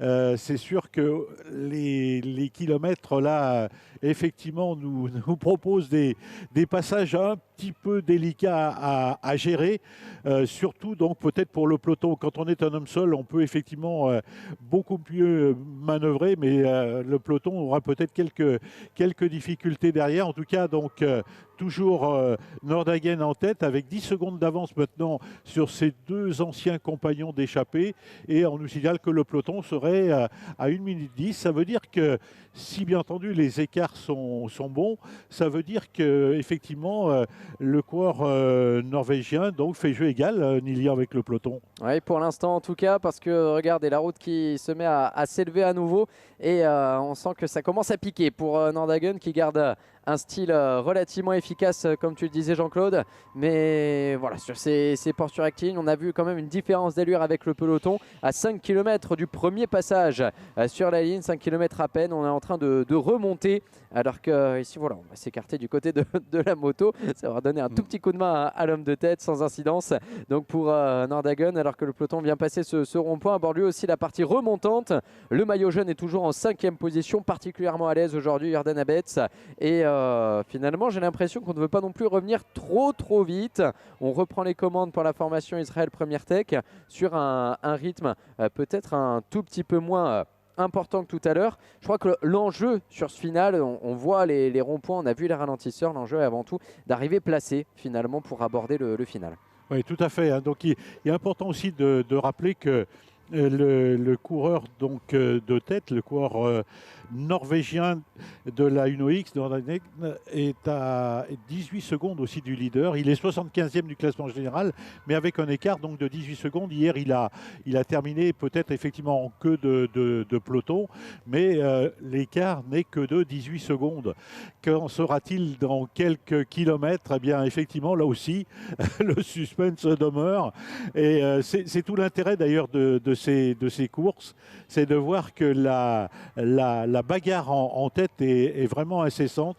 On nous montre là à l'instant donc les deux ex-compagnons d'échappée du Norvégien Nordagen, à savoir Gabriel Fédé, l'Italien de la formation française AG2R, et le Français Yael Johalan, d'une formation française CICU Nantes Atlantique. Il y a peut-être 200 ou 300 mètres d'écart sur l'homme de tête. C'est un écart vraiment minime. En tout cas, Johalan et Fédé voient peut-être le peloton revenir sur eux. Alors là encore, un ralentisseur délicat à gérer pour le peloton. Et on voit que ce final est difficile quand même. On a vu la pente se dresser, regardez, jusqu'à ce rond-point. On emmène un gros braquet, mais ça va un peu moins vite quand même pour le Norvégien en tête de course, sur des portions toujours larges malgré tout, mais avec des pourcentages qui se créent. On est à moins de 4 km du passage sur la ligne. Ce sera ce même final tout à l'heure. Donc je ne suis pas inquiet pour les sprinteurs. Mais en revanche, peut-être l'occasion d'un terrain d'expression, malgré tout, pour des punchers qui pourraient créer un tout petit écart avant de s'aventurer dans les rues de Four, où sera jugée l'arrivée tout à l'heure. En tout cas, on se rapproche maintenant du premier passage, où il y a beaucoup de monde sur la ligne d'arrivée pour accueillir les coureurs. Des coureurs toujours espacés d'une cinquantaine de secondes entre l'homme de tête et le peloton, avec un dernier petit ravitaillement pour les coureurs, puisque une fois dans les 20 derniers kilomètres, ce sera terminé. Tout à fait. Tout à fait. C'est vrai qu'on disait tout à l'heure que Nordagen était le seul du trio de tête à ne pas avoir effectivement remporté de points dans les classements intermédiaires, dans les sprints intermédiaires, n'avoir pas remporté de classement aussi aux différents sommets comptant pour le Grand Prix de la montagne. Il y en avait 4. Peut-être d'ailleurs s'était-il épargné, tout simplement. Peut-être a-t-il géré son étape. Et en tout cas, il montre qu'il avait une belle réserve. Une belle réserve parce que, mine de rien, il est encore à 55 secondes, ce peloton, et ils ne l'ont pas encore repris finalement. Ouais, il va falloir s'empoigner encore pour l'équipe Israël Première Tech, pour la Metec Solarwatt. On n'aperçoit plus les Alpecin qui étaient aux avant-postes tout à l'heure, relégués maintenant au second plan. Le maillot jaune, fidèle à sa 5e position, elle n'aura pas beaucoup quitté depuis le départ de l'étape. Et sur ces portions maintenant sur le plateau, eh bien, le style à nouveau particulièrement efficace de l'homme de tête qui va entrer bientôt dans la commune de Four pour passer une première fois sur la ligne et ouvrir ce circuit avec l'ovation d'un public qu'il aura bien mérité. Ouais, en tout cas, c'est un garçon qui, l'homme de tête, a vraiment un très très beau style. C'est un coureur racé, un coureur qui est fait pour des efforts en solitaire. Et là, il le montre véritablement parce qu'il est seul. Alors, il est clair qu'on n'en a peut-être pas trop parlé, Lilian. Le vent est pratiquement nul aujourd'hui. Très peu de vent, comme tu disais, voire pas du tout. Donc pour ne pas perturber en tout cas l'arrivée des coureurs que l'on va voir débouler véritablement dans les rues de Four maintenant, avec cette vue aérienne que vous retrouvez de la dernière ligne droite et le passage à la flamme rouge qui vient d'être franchi, je crois, pour Nordagen. Donc pour découvrir ce dernier kilomètre, il va rester 2 tours à parcourir, 2 boucles de 10 km 500. L'homme de tête qui entre dans Four et qui va venir passer une première fois sur la ligne. L'occasion de prendre un écart à notre petit chronomètre et retrouver ensuite le peloton qui va entrer à toute vitesse également sur les 2 réalisations qu'il va rester à effectuer.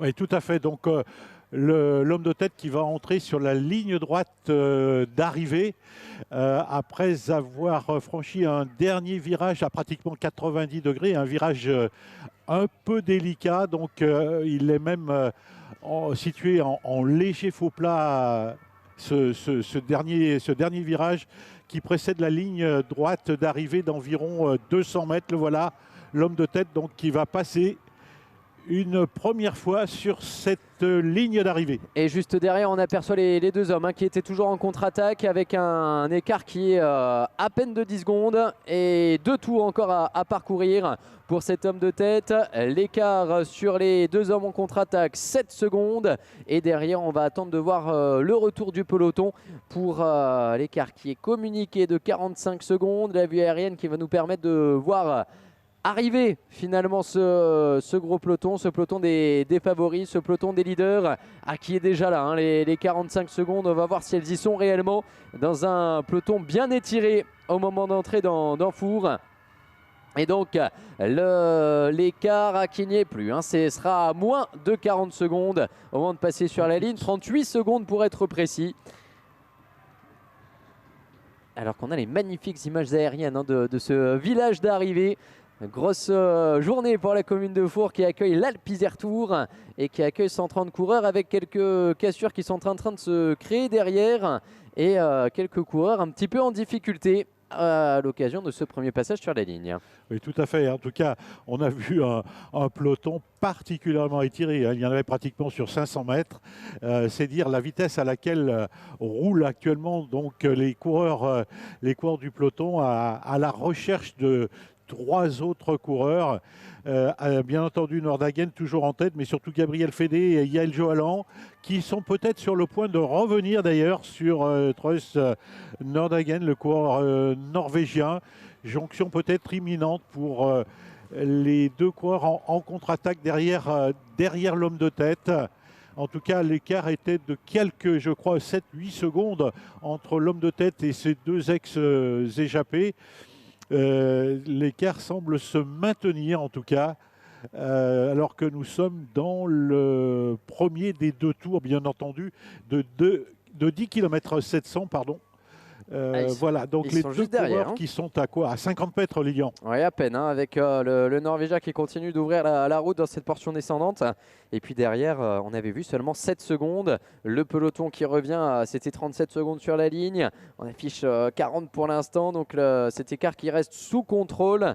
Et on va voir l'attitude de ces différentes équipes pour essayer de jouer la victoire d'étape. Est-ce qu'on aura des tentatives sur le final, alors que le trio qui a animé les routes de cette deuxième étape va se reformer? Certainement pas pour longtemps, mais voilà, chapeau à ces 3 garçons. On rappelle avec Truls Nordhagen, le Norvégien, Gabriel Fédé, l'Italien, et Yael Johalan pour les teams CIC une Nantes Atlantique. J'ai l'impression que Gabriel Fédé en a replacé une. Voilà, ici, donc, dans cette ascension, c'est particulièrement pentu. Ici, on a 500 mètres vraiment très très dur avant d'aller chercher la bascule. On y repassera tout à l'heure. Et Gabriel Fédé, donc, qui a remis une petite couche. Yael Johalan va revenir au train. On aperçoit la bascule juste au bout de cette ligne droite et ce trio de tête qui va continuer cette aventure en commun avec un circuit final, on l'a dit, mine de rien, bien difficile.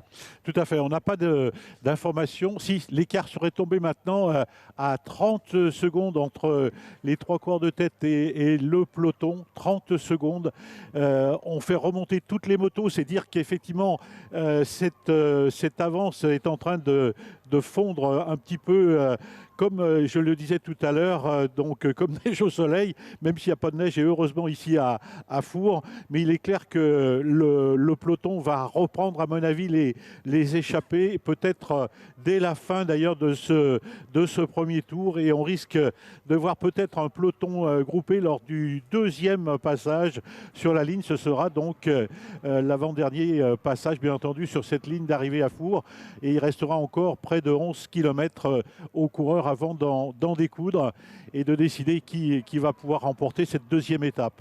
Et on a attrapé un dernier bidon sur le fil à 20 km de l'arrivée pour le maillot jaune, Jordan Abetz. On a vu les assistants au sommet de cette difficulté non répertoriée. On le rappelle, tout a été franchi en ce qui concerne les points attribués. Le meilleur grimpeur, ce sera Gabriel Fédé. Le leader des sprints intermédiaires, ce sera Gabriel Fédé. Le plus combatif, ce sera Gabriel Fédé. Donc pour le coureur italien d'équipage G2R Citroën qui montera à 3 reprises sur le podium tout à l'heure. Mais cette ascension non répertoriée qui pourrait servir de tremplin tout à l'heure à un puncher, même si on sera encore à un peu moins de 10 km km de l'arrivée. Lorsqu'on y repassera, eh bien l'écart lui est en train de fondre, on le disait, 20 secondes seulement sur cette portion un petit peu plus roulante. Oui, tout à fait. Et c'est vrai que si le coureur italien remporte ce classement de la combativité, je crois que ça, il ne l'aura pas volé. Hein. Franchement, aujourd'hui, c'est un coureur qui m'a étonné personnellement. Je crois qu'il en aura peut-être étonné plus d'un ici sur les routes de l'Alpe Isère Tour. Étonnant de voir ce jeune coureur faire ce qu'il fait, être capable de relancer, de tenter de repartir. Je crois que c'est un garçon qui n'abandonne jamais, n'est-ce pas Lilian? Et on l'a vu ici, hein, à peine on était revenu sur le Norvégien, qu'on en a remis une couche pour essayer de faire vivre cette échappée, de porter haut et fier ce maillot de l'équipage G2R Citroën U23 au moment d'entrer dans les 20 derniers kilomètres. Et alors je vais faire une petite rectification de ce que j'ai dit tout à l'heure, puisque le ravitaillement est bien autorisé jusqu'au dernier tour. Voilà, c'était dans le communiqué. Donc ravitaillement des coureurs jusqu'à 10 km de l'arrivée. Donc on devrait retrouver encore un petit peu les assistants au bord de la route. Nous on va, avant de retrouver les images, eh bien, entendre les mots de Joshua Gulliker, présent dans l'échappée hier, présent dans le peloton actuellement pour l'équipe Groupama FDJ, lui qui porte le maillot vert de leader. Congratulations for your stage yesterday. Did you expect it to enter this Alpe Isère Tour like that? Est-ce que tu pensais vraiment que tu allais entrer dans cette Alpe Isère Tour de cette façon avec un top 5?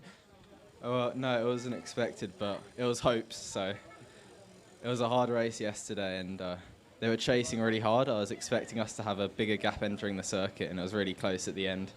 Allez, qui nous disait qu'il ne s'attendait pas forcément à cela, d'autant que ça a été indécis jusqu'au bout, que l'écart était finalement faible au moment d'entrer sur le circuit final. There was a quick hesitation in the 10 final kilometers with a group, a breakaway with 6 riders that was not easy to manage in the final. Avec 6 coureurs, c'était pas évident de manœuvrer dans le final. I think when we entered the circuit, everyone was thinking about like the win that they could have, and I tried for an attack to go to the finish, but it didn't happen. I'm just happy I finished in the top few. Allez, il disait qu'au moment d'entrer sur le circuit final, tout le monde commençait à penser à la victoire et qu'il a tenté sa chance, que ça n'a pas marché, mais qu'il est très content du résultat obtenu hier.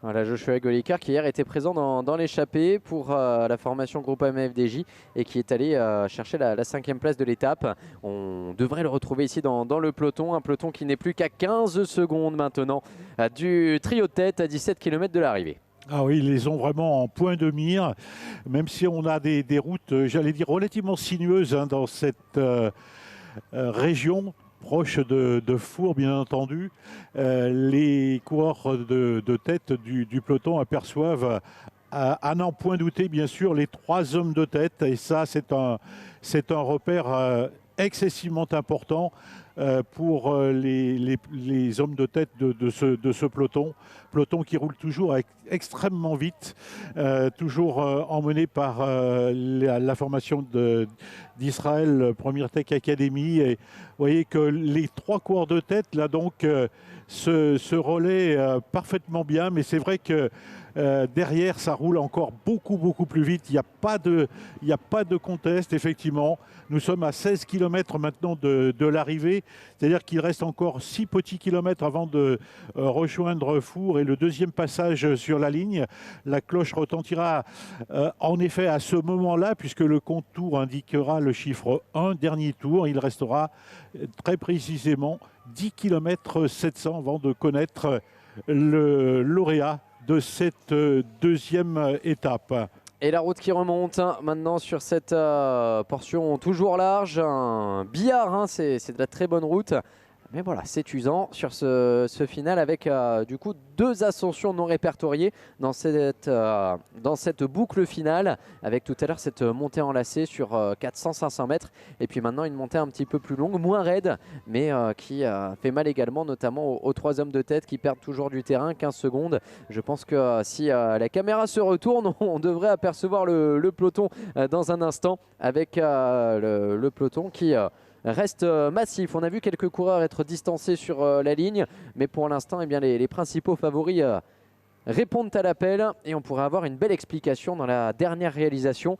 C'est vrai que là, même pas sûr que ce trio tienne finalement jusqu'au prochain passage sur la ligne, jusqu'au son de la cloche. Oui, exactement. Oui, c'est vrai que on leur souhaite de pouvoir le faire, mais ça sera, à mon avis, une opération bien délicate à mener.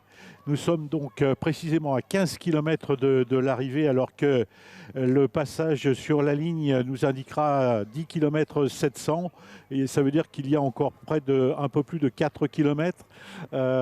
C'est ni plus ni moins une poursuite qui est engagée entre les hommes du peloton et ce trio de tête. C'est vrai que les routes ne sont pas faciles à gérer. On voit le peloton là qui tient toute la largeur de la chaussée. Peloton donc qui a toujours bien sûr ces 3 hommes de tête en point de mire. Et quel point de mire, bien sûr, puisque c'est là que peut se jouer la victoire finale. Vous voyez qu'au niveau des coureurs et dans ces ronds-points, il y en a qui passent à droite, d'autres qui passent à gauche. Il faut pouvoir le gérer à une telle vitesse. Ça va être nerveux tout à l'heure, en tout cas, alors que cette équipe Israël Première Tech continue d'assurer la poursuite. 15 secondes, on doit les avoir en point de mire, alors que l'on va bientôt repasser sur la ligne. Donc d'ici 3 km, on est toujours sur ces faux plats montants qui ramènent les coureurs en direction de Four. Il y a El Joalan qui relance encore. Gabriel Fédé, après tous les efforts consentis juste maintenant, qui semble un petit peu à bout de souffle, c'est terminé. Pour le Norvégien en tout cas, Truls Nordhagen qui lâche prise maintenant. Gabriel Fédé qui dandine de la tête et des épaules, mais qui va essayer d'accrocher la roue encore un petit peu plus de Yael Joalan, qui semble, je ne vais pas dire prêt après tout ce qui a été fait jusque-là, et c'est Pepijn Rendering qui relance en revanche et qui lance l'offensive en tête de peloton, avec peut-être Martin Ciota derrière pour la formation de Bourg-en-Bresse ainsi que Nordhagen est déjà repris, et Rendering, maillot de meilleur grimpeur sur les épaules, qui en met une sacrée ici. Oui, c'est vrai que le coureur, donc Wester Rendering, qui est le coureur néerlandais, donc qui porte ce maillot de meilleur grimpeur. Il est étonnant depuis d'ailleurs le départ hier de la première étape.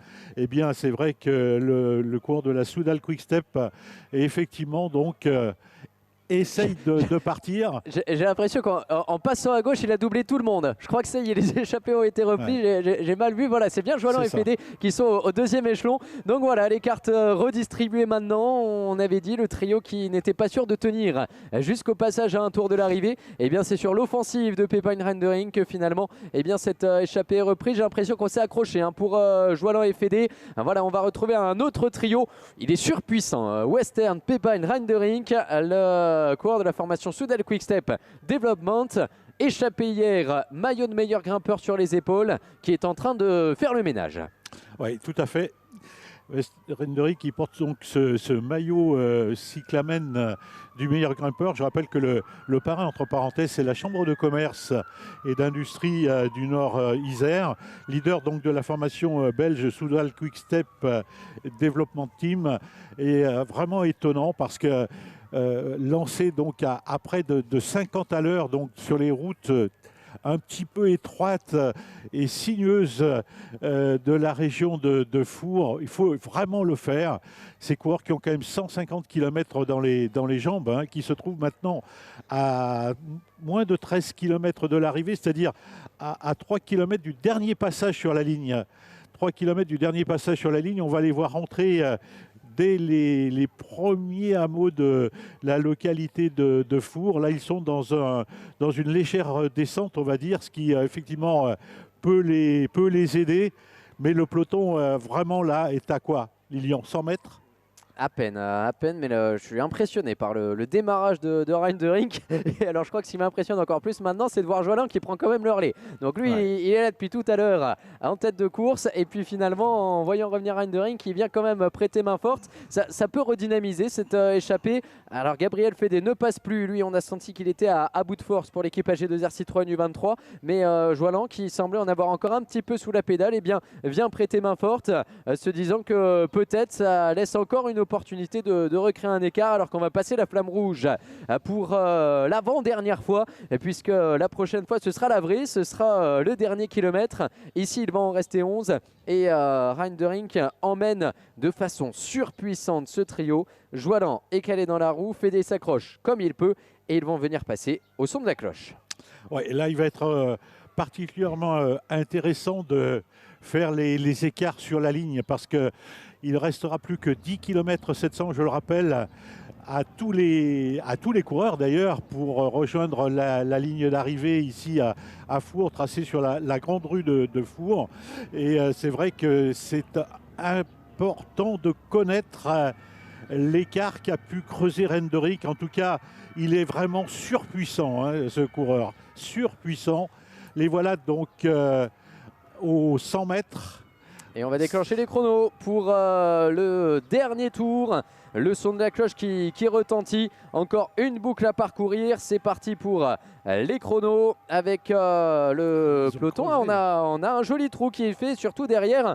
C'est un petit peu, je ne vais pas dire l'hésitation, mais on s'est vraiment fait surprendre avec un écart qui est déjà supérieur aux 10 secondes. On a fait réaugmenter cet écart, 18 secondes sur la ligne, la formation Alpecin, la formation DSM qui revient aux avant-postes, mais le trio qui reprend vie. On a troqué Nordhagen contre Reindering, et bien on n'a pas perdu au change lorsque l'on voit l'allure imposée par le néerlandais maintenant avec, ça y est, c'est fini pour Gabriel Fédé.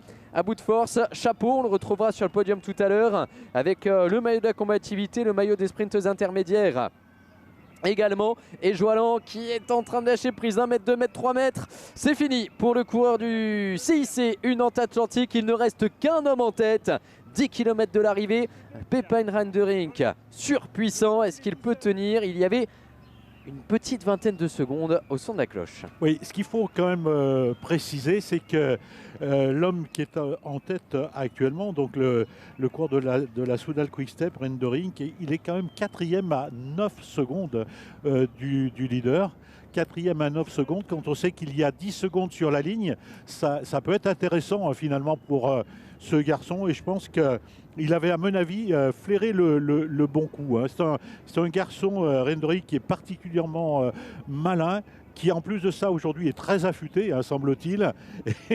Les deux réunis, je pense que ça peut faire quelque chose de bien. Et un premier enseignement là que l'on va avoir, puisqu'on va remonter là dans cette montée en lacet. Elle est fort pourcentage. Ici on est à 12-13% hein, lorsqu'on va passer le virage à droite. Donc pour l'instant on est toujours sur l'élan. Reindering qui se retourne, il n'y a personne hein. Derrière le peloton qui est de l'autre côté du plan d'eau. Voilà, on le voit arriver au bout sur cette vue de la moto. Et donc Reindering qui aborde ses forts pourcentages. Le petit virage à droite en épingle qu'il va retrouver dans un instant.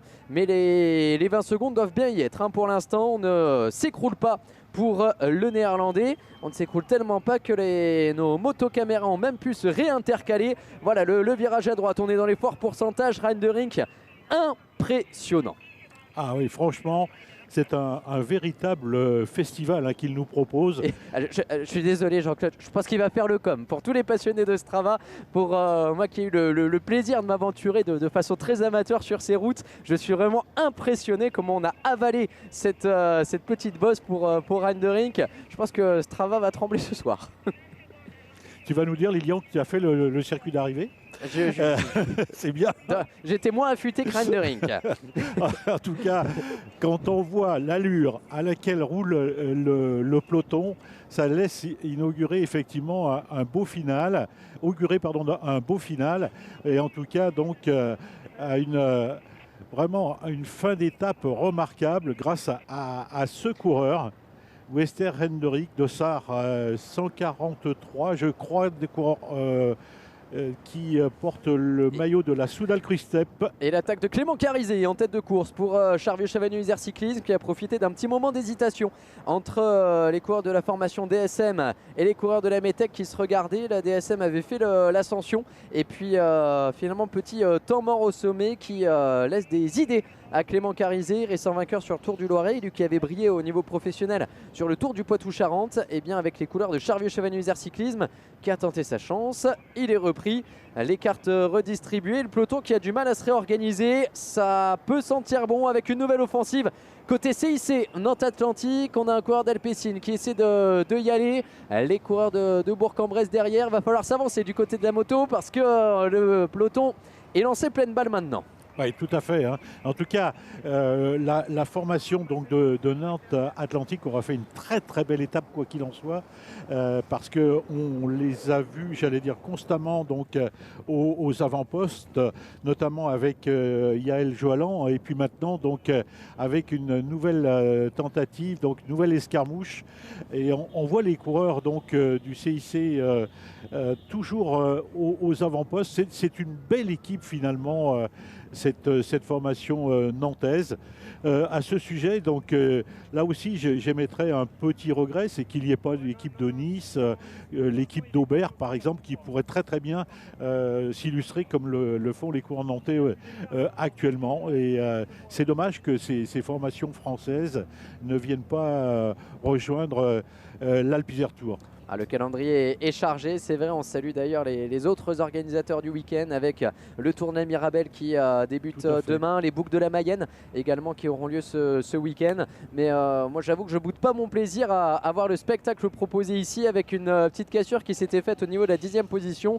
On a un coureur de la Trinity Racing qui ici emmène le peloton. On n'a plus d'écart dans cette portion descendante avec ralentisseur encore une fois. Ici on les retrouve en visuel. Reindering qui est en train de voir revenir dans son sillage un premier groupe de contre-attaque. Voilà, c'est bouclé pour Reindering qui va revenir encore la Trinity. Le maillot jaune est toujours en 5e position. Et est-ce qu'après tout ça, on va quand même finir au sprint, Jean-Claude? C'est pas exclu, franchement. C'est pas exclu parce que le maillot jaune est effectivement... il y tient beaucoup à ce maillot, Jordan Abetz, même s'il il a un très très faible écart sur son poursuivant immédiat et ses poursuivants immédiats d'ailleurs. Mais c'est vrai que là, on assiste en tout cas à un regroupement. Et il est clair que Wester Hendrick, lui, il a tout donné. Donc on risque de pas trop le revoir dans ces 6 derniers kilomètres, puisque nous sommes maintenant entrés dans les 7 derniers kilomètres de l'étape.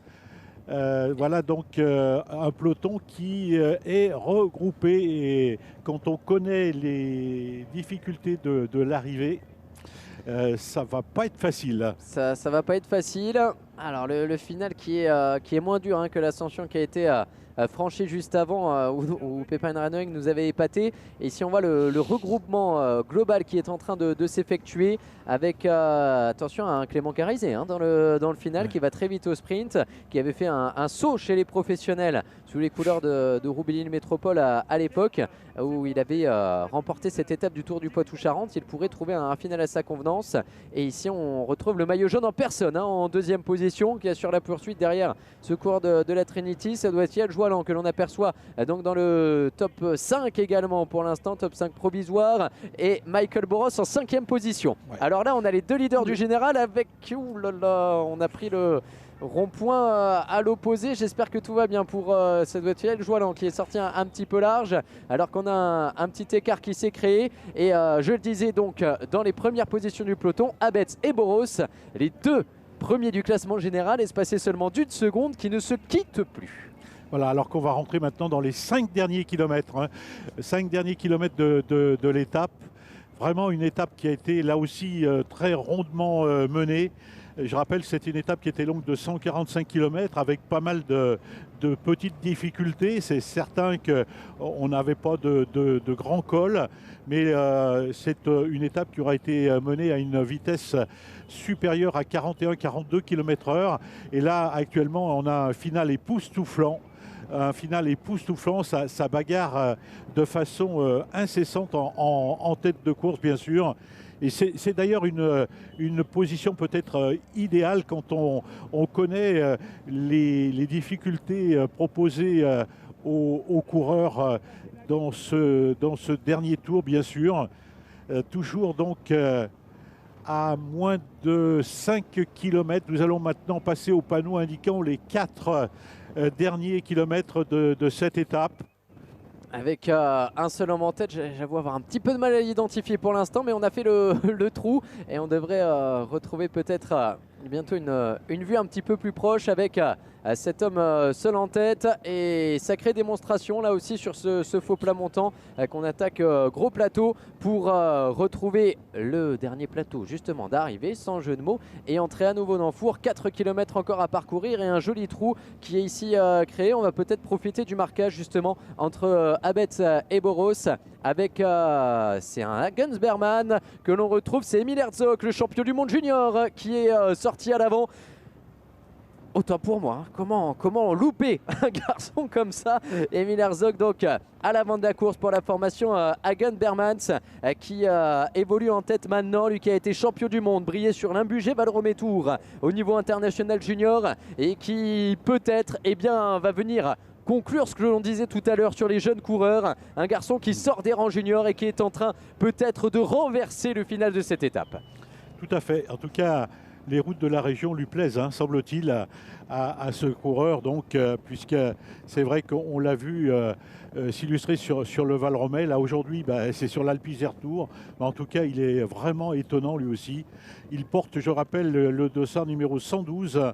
Emil Herzog, c'est un coureur allemand de la formation américaine Hagens, dirigé par Axel Merckx, le fils du grand Eddy. Et c'est vrai qu'ils ont toujours eu une belle équipe. Axel Merckx a vraiment le flair pour recruter d'excellents coureurs. Allez, avec Emil Herzog, c'est pas fait hein, pour autant, parce que derrière, c'est Lennart Van Etvelt qui fait l'effort pour la Lotto Destiny, visiblement. Le 15e du Tour de Catalogne, 22e de la Flèche Wallonne, lui qui évolue en World Tour et qui emmène ici le peloton. Allez, c'est fini pour Herzog, mais quelle finale avec le champion du monde junior qui aura tenté sa chance. Van Etvelt ramène Abetz en 2e position, Boros est en 4e position du peloton. Ça va être un final en apothéose dans les rues de Four.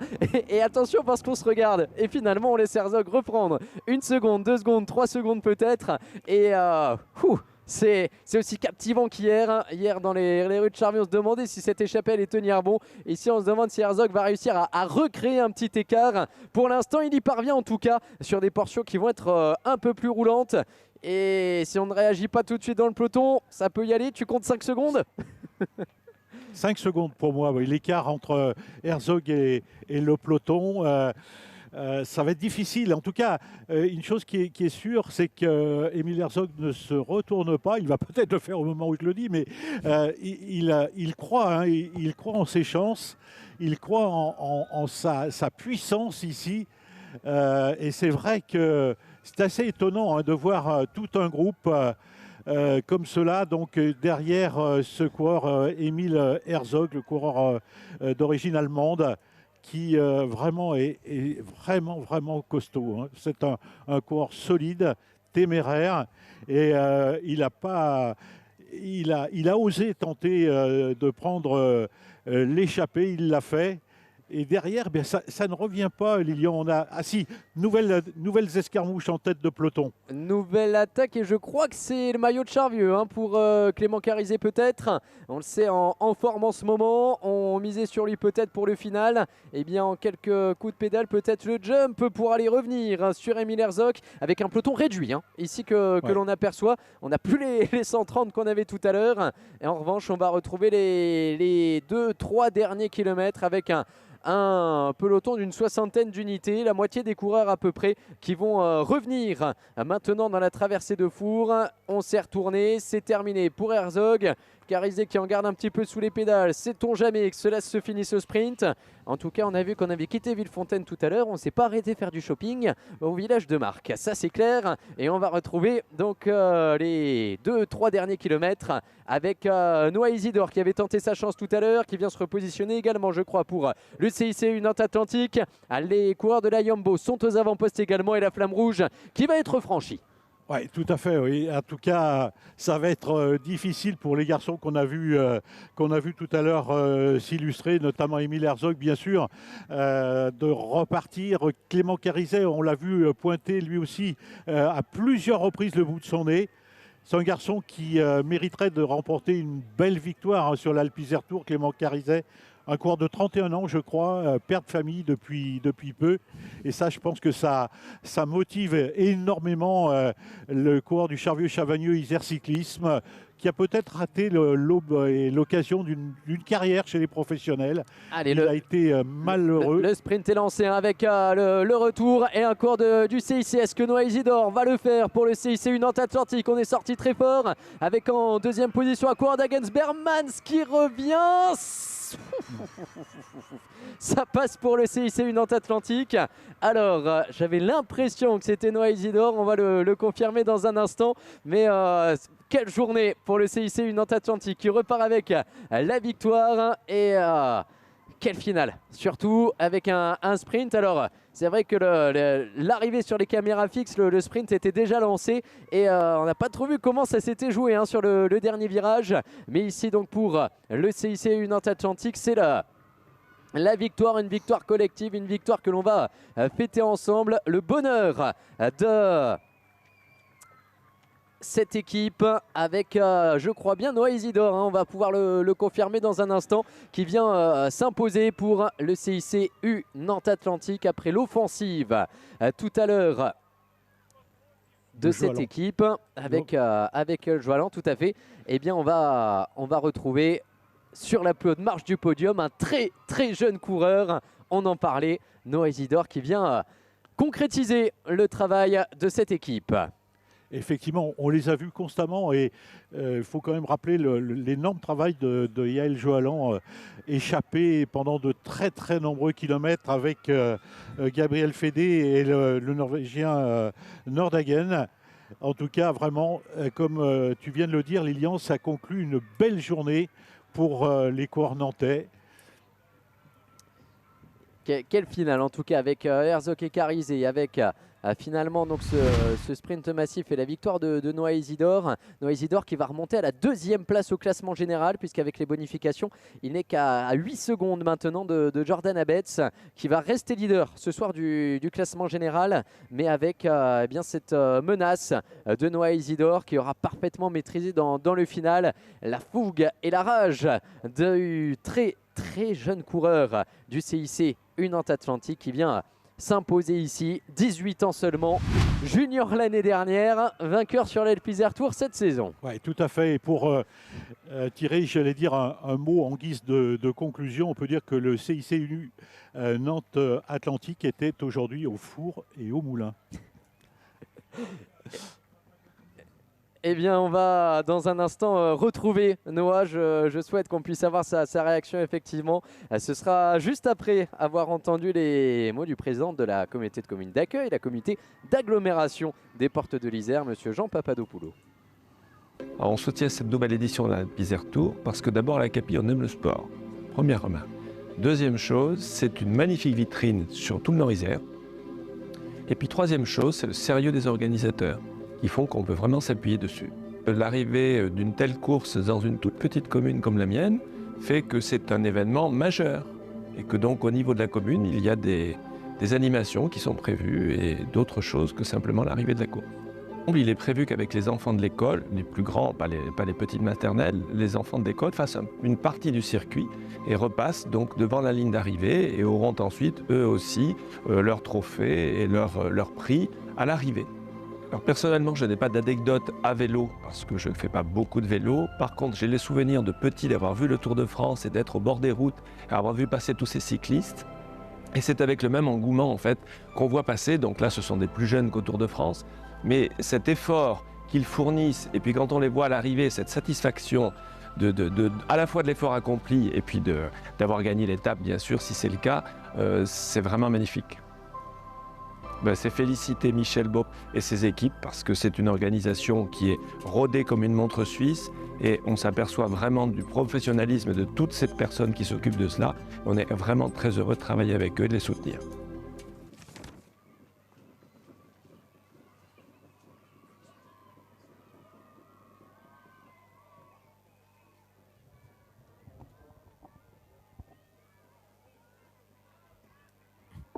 Allez, on est toujours en direct de Four pour ce final exceptionnel. La victoire de Noah Isidore aujourd'hui pour le CIC U Nantes Atlantique qui vient s'imposer du haut de ses 18 ans. L'année dernière, c'était des victoires en Coupe de France Junior. Le voilà déjà sacré sur une épreuve professionnelle, une épreuve continentale avec cette victoire dans la deuxième étape de l'Alpe Isère Tour. Noah Isidore qui va remonter au classement général à la deuxième position grâce aux 10 secondes de bonification. Et on est parti le chercher, on l'a vu savourer.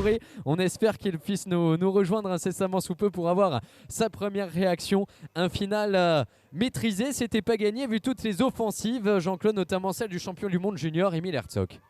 Oui, tout à fait, c'était vraiment un final particulièrement mouvementé auquel nous avons assisté. En tout cas, la victoire d'aujourd'hui prouve que les coureurs engagés dans l'Alpe Isère Tour ont du talent et j'allais dire un très très grand talent. Et c'est vraiment une victoire assez étonnante que celle remportée aujourd'hui par Noah Isidore. Comme le disait Lilian, un garçon de 18 ans seulement. C'est fabuleux de voir un jeune coureur s'imposer ici à Four. Le leader du classement général, je crois que c'est toujours Jordan Abetz. Tout à fait, le maillot jaune qui ne va pas changer d'épaule. Jordan Abetz qui va conserver cette accessite avec également le maillot de meilleur jeune, logiquement, puisqu'il a moins de 23 ans. On retrouvera sur le podium tout à l'heure, en revanche, l'un des grands animateurs de la journée, Gabriel Fédé, puisqu'il est passé en tête sur les différents classements de la montagne, également du classement des sprints intermédiaires. Il sera le plus combatif de la journée, donc triple ration sur le podium pour Gabriel Fédé tout à l'heure, l'Italien. Mais c'est vrai que le coup de force dans le final, il est venu de Noah Isidore avec une étape parfaitement menée par les coureurs du CIC U Nantes Atlantique. On avait positionné Yael Joalan à l'avant et au final, Noah Isidore s'impose. Et on a une information également, Jordan Gégat qui rentre dans le top 5 de l'étape. Donc chapeau tout simplement à cette équipe continentale qui a tenu son rang et qui vient donc chercher la victoire. Voilà donc pour ce final. On va le retrouver dans un instant, je crois, Noah en train de se rapprocher, à peine descendu du vélo, et bien qui va pouvoir nous livrer sa première réaction avant de basculer vers le podium protocolaire et de vous donner également les rendez-vous de demain, puisqu'il nous reste 3 belles étapes à vivre. Celle demain au départ de l'aéroport Saint-Exupéry et en direction de Colombier-Saunieux.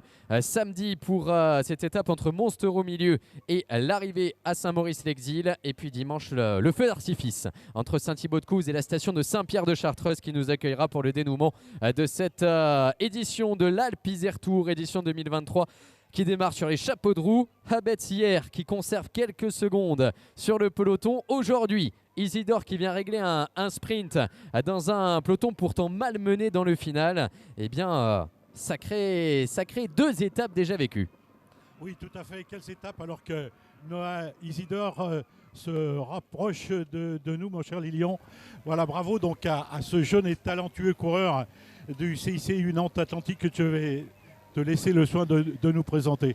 Ah oui, Noah, puisque on a eu l'occasion de la faire, ta présentation, et surtout de rappeler que l'année dernière, c'est des victoires en Coupe de France junior, c'est les U19, et là te voilà déjà avec le maillot d'une équipe continentale, celui de l'équipe CIC U Nantes Atlantique, et puis première victoire avec à ce niveau-là.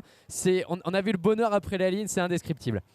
Ouais, c'est le bonheur, c'est parce que depuis le début de l'année, je sais que c'est mon objectif de gagner en classe 2, et toute la journée, je le sentais. Même hier, j'avais annoncé, je sentais que l'étape, elle me convenait bien, c'était bien punchy. J'avais repéré un jour avant la course, j'avais été repérer le circuit, on n'est pas loin à l'hôtel, et je sentais que ça pouvait le faire. Dans le final, j'étais présent dans tous les coups, et quand j'ai vu que ça arrivait au sprint, je savais que j'avais ma chance. J'ai lancé de loin, je les ai surpris et ça a tenu, donc je suis vraiment content. C'est beaucoup de travail pour en arriver là. Oui, quelle a été la consigne au départ de l'étape pour cette équipe CIC? Parce qu'on a vu Yael dans l'échappée. On voit Jordan rentrer dans le top 5 également de l'étape. Donc livre-nous finalement quel avait été le briefing, parce qu'on vous a vu partout comme tu le disais. Ouais, hier c'est vrai qu'on n'a pas fait une bonne course. On a su se remettre en question. Je pense qu'on était tous remontés. On était énervés contre nous et aujourd'hui on a rectifié le tir, donc on prouve qu'on a du caractère et que surtout on est en forme. Demain, il y a une étape également qui pourrait peut-être vous permettre de vous exprimer. Au jeu des bonifications, tu te rapproches, tu n'es plus qu'à 8 secondes du maillot jaune. Est-ce que du coup c'est une question qui peut se poser ce soir pour le briefing de demain justement, le maillot jaune demain?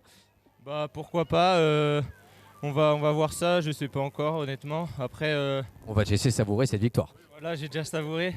Puis après, on va voir surtout sur les étapes de montagne avec nos grimpeurs pour les placer idéalement, quoi. Juste une dernière question, parce que ce final, tu nous as expliqué avoir lancé un petit peu tôt, essayer de surprendre. Il y en a d'autres qui ont essayé de surprendre un petit peu plus loin. Comment ça s'est passé quand on a eu Herzog notamment s'est lancé à quelques kilomètres du final, le champion du monde junior, il a ton âge, il a tenté sa chance également. Comment on a maîtrisé cette phase de course dans les 5 derniers kilomètres? Ouais, c'est vrai que quand j'ai vu partir Émile, j'ai eu un peu peur. Je le connais très bien, l'année dernière je courais tous les week-ends avec lui quasiment. Donc j'ai eu un peu peur, mais derrière les équipes ont bien géré, ça a roulé. Et après j'ai vu qu'on n'était pas loin, donc je savais que ça allait arriver au sprint. Je me suis placé et puis au virage, je suis passé plus vite que les autres et j'ai lancé direct et ça a tenu. Eh bien, je crois qu'il y a un protocole qui t'attend, qui nous attend, donc on va te libérer et te retrouver dans un instant sur le podium. Merci et bravo à Noah donc pour le CIC Nantes Atlantique. Sacrée journée encore vécue, Jean-Claude. Oui, et information quand même intéressante, Lilian, c'est qu'il est quand même venu repérer l'arrivée. Je crois que c'était prépondérant aujourd'hui, même si les coureurs passaient donc 2 fois sur la ligne d'arrivée avant le final. C'était donc prépondérant pour un garçon, je pense, comme Noah Isidore. Et c'est peut-être ce qui lui a permis aujourd'hui de remporter cette deuxième étape entre Saint-André-le-Gaz et Fours. En tout cas, une très belle étape. On a vécu effectivement un moment, Lilian, un moment merveilleux de vélo. Un superbe moment de sport, de cyclisme que nous avons vécu avec ce final totalement fou qui permet effectivement à Noah Isidore de s'exprimer. On va avoir une autre réaction, c'est celle de Truls Nordhagen qui était échappé tout à l'heure pour la formation UNOX, qui est à mes côtés. Cette équipe qui aura tenté là aussi d'exister. Truls, that was a crazy stage with just 3 riders in the breakaway. That was a long ride for you today. C'était une longue étape pour toi aujourd'hui. Yeah, it was a long day. Not optimal breakaway, but when you're there, you just have to go, I guess.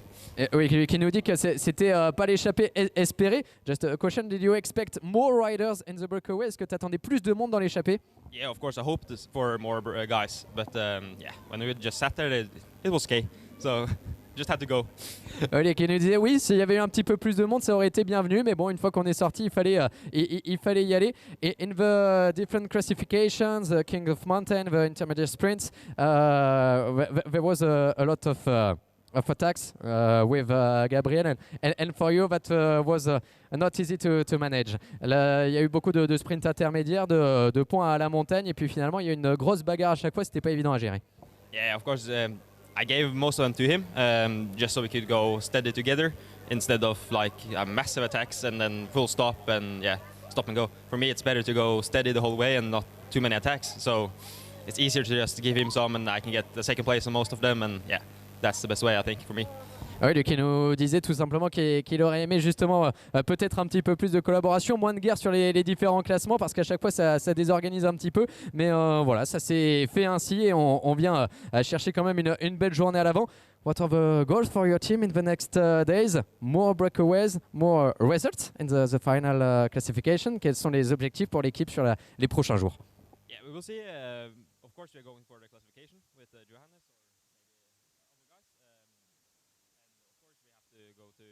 Try to go in the breakaway when it's possible. Voilà, Lucky.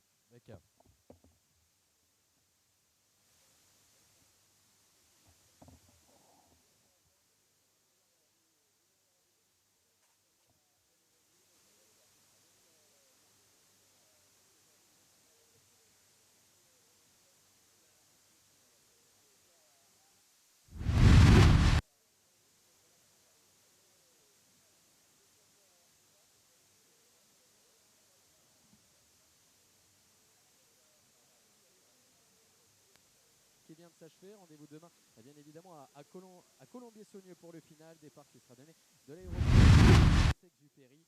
On va se laisser sur ces images du final et vous donner rendez-vous bientôt, évidemment. Rendez-vous demain pour la suite des festivités.